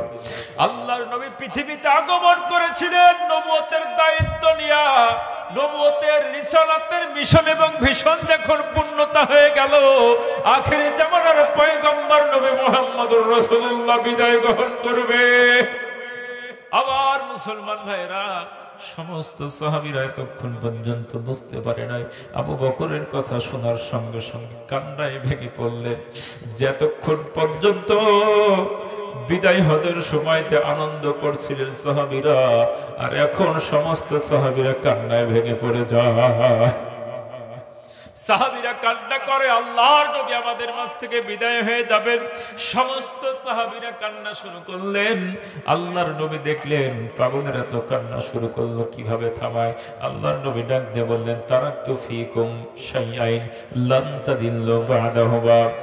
ও সাহাবীরা, আমি রাসূল পৃথিবীর মাঝ থেকে বিদায় হয়ে যাব, কিন্তু তোমাদের মাঝে রেখে যাব কিতাবুল্লাহ, আমার আল্লাহর পক্ষ থেকে যে কিতাব নাজিল হয়েছে সেই কিতাবটা তোমাদের মাঝে থাকবে। ওয়া সুন্নতে রাসূলুল্লাহ, আমার আদর্শ থাকবে, আমার সুন্নাত তোমাদের মাঝে থাকবে। আবার মুসলমান ভাইরা, আপনি যখন বাসের সিটে বসে যান, হঠাৎ করে বাস বিরতি দিয়ে দেয়, আপনার পাশে আরেকজন বসে আছে, আপনি ভাইকে ডাক দিয়ে বললেন, ভাইজান আপনার পাশের সিটে ব্যাগটা রাখলাম, খালি নিচে যাবো আর আসবো। আরেকজন ব্যক্তি যখন প্রবেশ করে, এই সিটে যখন বসতে চাই, আপনি তো বলবেন, ভাই একটা ব্যাগ আছে, তার মানে এখানে একজন আছে না নাই? একজন অবশ্যই আছে, এখানে বসা যাবে না, আরেকটা সিটে বসেন। আল্লাহর নবী ডাকতে বললেন, রে পাগলেরা, আমি রাসূল শুধুমাত্র মদিনার জমিনে শুয়ে থাকবো, আল্লাহর কোরআন থাকবে, আমার আদর্শ থাকবে। এই কোরআন অনুযায়ী যারা আমল করতে পারবে, আমার সুন্নাহ অনুযায়ী যারা আমল করতে পারবে, অতি তাড়াতাড়ি তাদের সঙ্গে আমার দেখা হয়ে যাবে। আবার মুসলমান ভাইরা গভীর মনোযোগ, আল্লাহর রাসূলের বিদায়ের মুহূর্ত হয়ে গেল। রাসূল আমার বিদায় হজ থেকে আগমন করলেন, অসুস্থ হয়ে গেলেন। হায় হায়, সমস্ত সাহাবীরা বিশ্ব নবীর সঙ্গে দেখা করতে আস। আল্লাহর নবী ডাক দিয়ে বললেন, বেলাল কোথায় রে আমার বেলাল? একটা বারের জন্য সে দেখা করতে এলো। বেলালকে নবী ডাক দেয়, বেলাল, সমস্ত সাহাবীরা আমার সঙ্গে দেখা করেন, তুমি কেন দেখা করতে আসো না জানতে চাই। বেলালের আর বুঝতে বাকি নাই, হয়তো আল্লাহর রাসূল আমাদেরকে ফাঁকি দিয়ে মদিনার মাটির নিচে শুয়ে পড়বে। বেলাল আগমন করলেন, বেলালকে ডাক দিলেন, বেলাল রে, সমস্ত সাহাবীরা কেউ না কেউ কোনো কিছু জিজ্ঞেস করেছে, আমি তোমার কাছে জানতে চাই, তুমি কি আমার কাছ থেকে কোনো কিছু চাও নাকি? বেলাল ডাক দিয়ে বললেন, নবীজি আপনার কাছ থেকে আমি কোনো কিছু চাই না, শুধু জানতে চাই হাসরের ময়দানে আপনারে আমি কোথায় খুঁজে পাবো। বেলালকে ডাক দিয়ে বললেন, বেলাল রে, তুমি আমারে হাউজে কাউসারের কাছে খুঁজবে, সেখানে যদি না পাও মিজানের কিনারে চলে যাবে, সেখানে যদি না পাও জাহান্নামের কিনারে গিয়ে দেখবে আমি দাঁড়িয়ে আছি। বেলাল রাদিয়াল্লাহু তাআলা আনহু আল্লাহর রাসূলের কাছ থেকে বিদায় হয়ে গেলেন। লম্বা ইতিহাস। বিশ্ব নবী যখন পৃথিবী মাঝ থেকে বিদায় হয়ে গেলেন, আল্লাহর রাসূলের দাফন কাফন শেষ হয়ে গেল। সমস্ত পৃথিবী থেকে পাগলেরা আল্লাহর রাসূলকে একটু জিয়ারত করার জন্য মদিনার জমিনে আগমন করে, মক্কা মদিনাতে আগমন করে রাসূলকে সালাম জানাবে। তাই আর বেলাল রাদিয়াল্লাহু তাআলা আনহু বিশ্ব নবীকে দাফন কাফন শেষ করার পরে গাট্টি বস্তা বেঁধে নিয়া বিশ্ব নবীর কবরের কিনারে দাঁড়ায় ডাক দিয়ে বললেন, ওগো পয়গম্বর, দীর্ঘদিন পর্যন্ত আমি এই মসজিদে নববীর ভিতরে আযান দিয়েছি। আমি আযান দিয়েছি আপনার চেহারার দিকে তাকায়া তাকায়া, আমি ইকামত দিয়েছি, আপনি আমার সামনে নামাজ পড়াইছেন। আজ থেকে আমি যখন আযান দিব আমি সেই চেহারা মুবারক আর দেখতে পাবো না। আজ থেকে যখন ইকামত দিব আমার সামনে নবী থাকবে না। যেই মদিনায় বিশ্ব নবীর চেহারা আমি দেখতে পাবো না, সেই মদিনায় আমি বেলাল বসবাস করতে পারবো না। আল্লাহ রাসূলের কবরের কিনারে দাঁড়ায় ডাকতে বলেন, ওগো পয়গম্বর, যেই মদিনাতে বিশ্ব নবী নাই, সেই মদিনার জমিনে বেলাল বসবাস করতে পারে না। বেলাল বের হয়ে চলে গেলেন মদিনা থেকে রাসূলের মহব্বতে। গোটা বিশ্ব থেকে মানুষগুলো পাগলের মতো ছুটে যায় মদিনায়, আর বিশ্ব নবীর মহব্বতে বেলাল ছুটে বের হয় মদিনাতে। 6 মাস পার হয়ে গেল। হঠাৎ করে স্বপ্নের ভিতরে বিশ্ব নবী হাজির হয়ে গেলেন। ডাকতে বললেন, বেলাল, 6 মাস পার হয়ে যায়, এখনো পর্যন্ত তোমার চেহারা মোবারক দেখতে পাই। আমি নবীর কথা কি তোমার মনে হয় না? একটাবার কি তোমার মদিনার কথা মনে হয় না? বেলাল যখন স্বপ্নের ভিতরে দেখলেন, বেলাল আর দেরি করেন না, সকাল যখন হয়ে যায় বেলাল রাদিয়াল্লাহু তাআলা আনহু মদিনার জমিনের দিকে রওনা হয়ে যায়। মদিনার জমিনে যখন প্রবেশ করলেন বেলাল, ছোট্ট ছোট্ট বাচ্চারা ঘিরে ধরে, ওগো বেলাল, নিশ্চয় বিশ্ব নবী বুঝি মদিনায় আগমন করবে। বেলালকে দেখা মাত্র মদিনার মানুষগুলো পাগল পাগল হয়ে যায়, মনে হয় এখনই বিশ্ব নবী আবার আগমন করবে। বেলাল রাদিয়াল্লাহু তাআলা আনহুর পেছনে পেছনে ছোট্ট ছোট্ট বাচ্চারা ডাক দিয়ে বলো, বেলাল, আমাদের নবী কই, জানতে চাই। বেলালের মনটা আবার যেন ভেঙে গেল। বিশ্ব নবীর রওজার কিনারে দাঁড়ায় সালাম দিলেন। সমস্ত মানুষগুলো ধীরে ধরল, বেলাল, একটা বার মসজিদে নববীর ভিতরে আযান লাগায় দাও। তুমি যদি আযান দিয়ে দাও আবার সেই নবীর যুগের ইতিহাস মনে পড়বে। তুমি যদি আযান দাও বিশ্ব নবীর কথা মনে পড়বে। তুমি যদি আযান দাও সেই রাসূলের যুগে আমরা ফিরে যাব। সমস্ত সাহাবীরা ঘিরে ধরলেন। বেলাল বললেন, আমার জবান থেকে আল্লাহু আকবার ধ্বনি আযান বের হবে না। সমস্ত সাহাবীরা ডাকতে বলে, বেলাল, একটা বার তোমার মধুর কণ্ঠে আযান শোনায় দাও। বেলাল ডাক দিয়ে বললেন, না না, আমি আযান দিতে পারবো না। যেই শহরে রাসূল নাই সেই শহরে বেলালের কণ্ঠ থেকে আযান বের হয় না। সমস্ত সাহাবীরা ফাতিমা রাদিয়াল্লাহু তাআলা আনহার কাছে গেলেন। ফাতিমার দুইটা সন্তান হাসান এবং হুসাইন রাদিয়াল্লাহু তাআলা আনহুকে ধরে নিয়ে আসলেন। হাসান এবং হুসাইন একজন এই হাত ধরলেন, আরেকজন ওই হাত দেখলেন। হাসান এবং হুসাইনের চেহারা মুবারকের দিকে যখন তাকাইলেন, সাথে সাথে বিশ্ব নবীর চেহারা ভেসে ওঠে। বলি সুবহানাল্লাহ। হাসান ডাকতে বললেন, বেলাল, একটাবার আযান দিয়ে দাও। হুসাইন ডাকতে বললেন, বেলাল, একটাবার আযান শোনায়া দাও। বেলাল যখন ইমাম হাসান এবং হুসাইন ধরেছে, বেলাল আর দেরি করলেন না। তাদের চেহারার দিকে তাকায়া বিশ্ব নবীর চেহারার কথা মনে পড়ে যায়। আযান শুরু করলেন। আল্লাহু আকবার, আল্লাহু আকবার আযান দিতে শুরু করলেন। এইভাবে করে আশহাদু আল্লা ইলাহা ইল্লাল্লাহ যখন বলেছেন আর যখন জবান দিয়ে বের হয়েছে আশহাদু আন্না মুহাম্মাদুর রাসূলুল্লাহ, বেলাল আর স্থির থাকতে পারলেন না, জমিনের ভিতরে অজ্ঞান হয়ে পড়ে যায়। আবার মুসলমান ভাইয়েরা, আল্লাহর রাসূলকে কত মহব্বত করতেন, কত ভালোবাসতেন।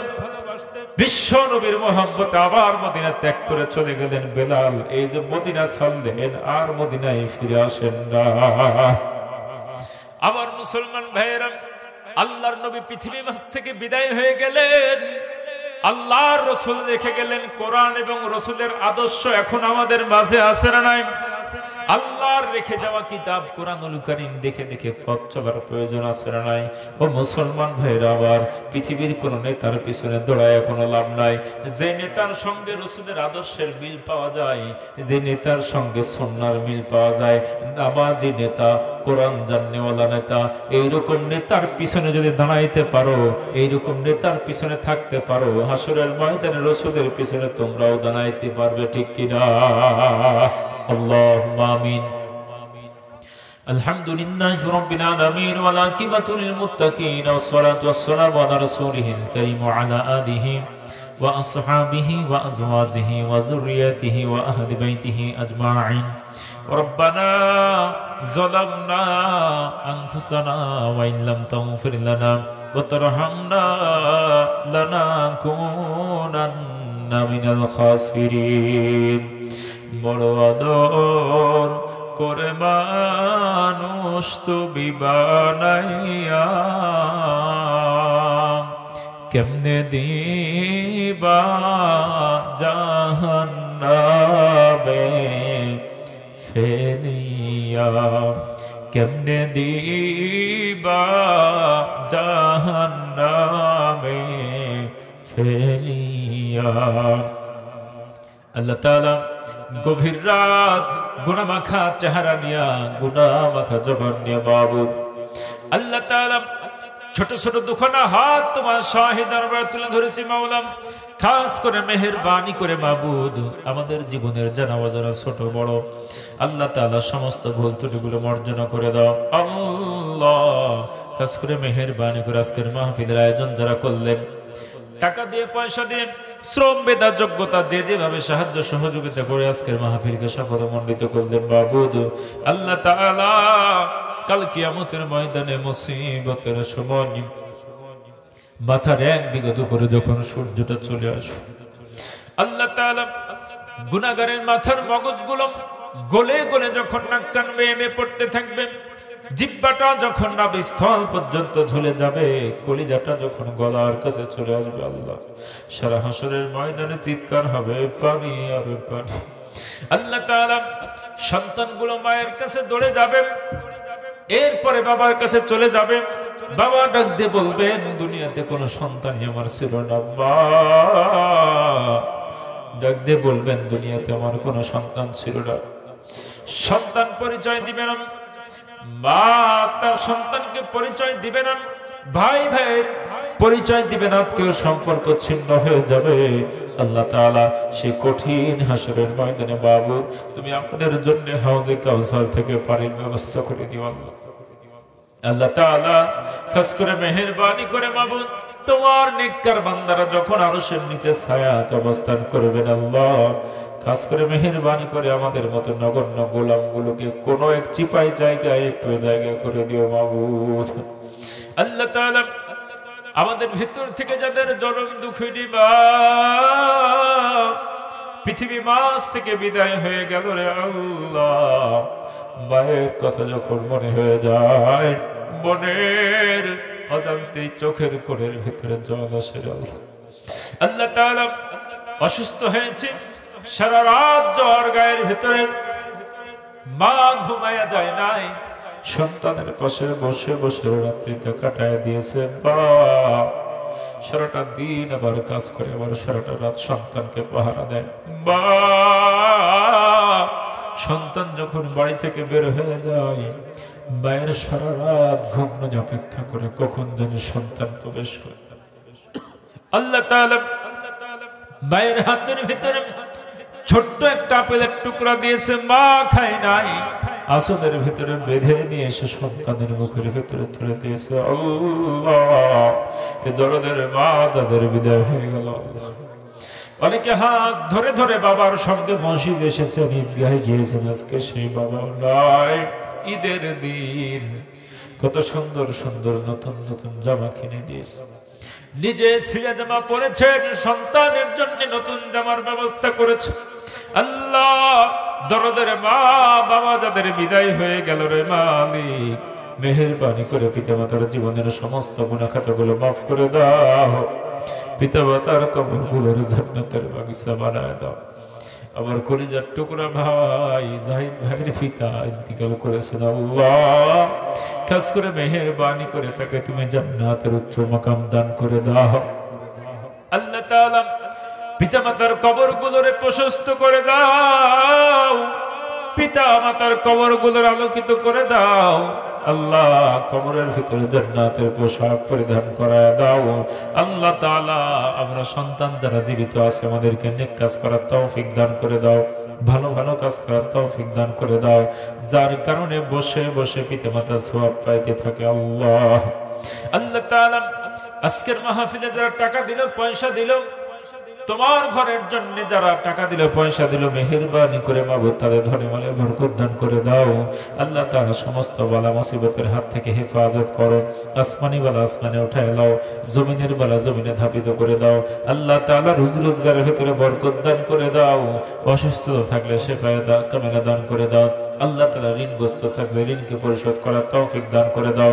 আল্লাহ তাআলা, খাস করে মেহেরবানি করে যতগুলো গোলাম হাত তুলেছি জানি না, হয়তো বা অনেকের কাফনের কাপড় দোকানে চলে এসেছে, জানি না কে কয় ঘন্টা পৃথিবীতে অবস্থান করবো রে বাবু। আল্লাহ তাআলা, মেহেরবানি করে আমাদের জীবনের জানা অজানা ছোট বড় সমস্ত ভুল ত্রুটিগুলো মার্জনা করে দাও। আল্লাহ তাআলা, দাদা দাদি নানা নানি পাড়া প্রতিবেশী আত্মীয় স্বজন যারা অন্ধকার মাটির নিচে শুয়ে আছে তাদের জীবনের গুনাহ খাতাগুলো মাফ করে দাও। আল্লাহ তাআলা, মেহেরবানি করে বাংলার সবুজ ভূখণ্ডকে তুমি হেফাজত করো, সমস্ত বিদেশি আগ্রাসনের হাত থেকে হেফাজত করো। যেই সবুজ ভূখণ্ডে লক্ষ লক্ষ উলামায়ে কেরাম, লক্ষ লক্ষ হাফেজে কোরআন, আল্লাহ তাআলা, এই দেশটারে তুমি কোন মাদওয়ানের গোলাম বানায় দিও না। আল্লাহ তাআলা, কোন কাফের মুশরিকের গোলাম বানায় দিও না। আল্লাহ তাআলা, বাংলার সবুজ ভূখণ্ডরে তুমি হেফাজত করো, আল কোরআনের শাসন ব্যবস্থা কায়েম করে দাও। আল্লাহ তাআলা, আম্মা জানেরা হাত তুলেছেন, খাস করে মেহেরবানি করে আম্মা জানকে তুমি আল্লাহ আয়েশা সিদ্দিকার সঙ্গে কবুল এবং মঞ্জুর করে নাও, আসিয়া রাদিয়াল্লাহু তাআলা আনহার সঙ্গে কবুল এবং মঞ্জুর করে নাও, সুমাইয়া রাদিয়াল্লাহু তাআলা আনহার সঙ্গে কবুল এবং মঞ্জুর করে নাও। আল্লাহ তাআলা, আম্মা জানদেরকে তুমি 5 ওয়াক্ত নামাজি বানায় দাও, দিনদার ইমানদার পরহেজগার বানায় দাও। রব্বানা তাকাব্বাল মিন্না إنك أنت السميع العليم وتوب علينا يا مولانا إنك أنت التواب الرحيم سبحان ربك رب العزة عما يصفون وسلام على المرسلين والحمد لله رب العالمين وجعل آخر كلامنا عند الموت حق لا إله إلا الله محمد رسول الله.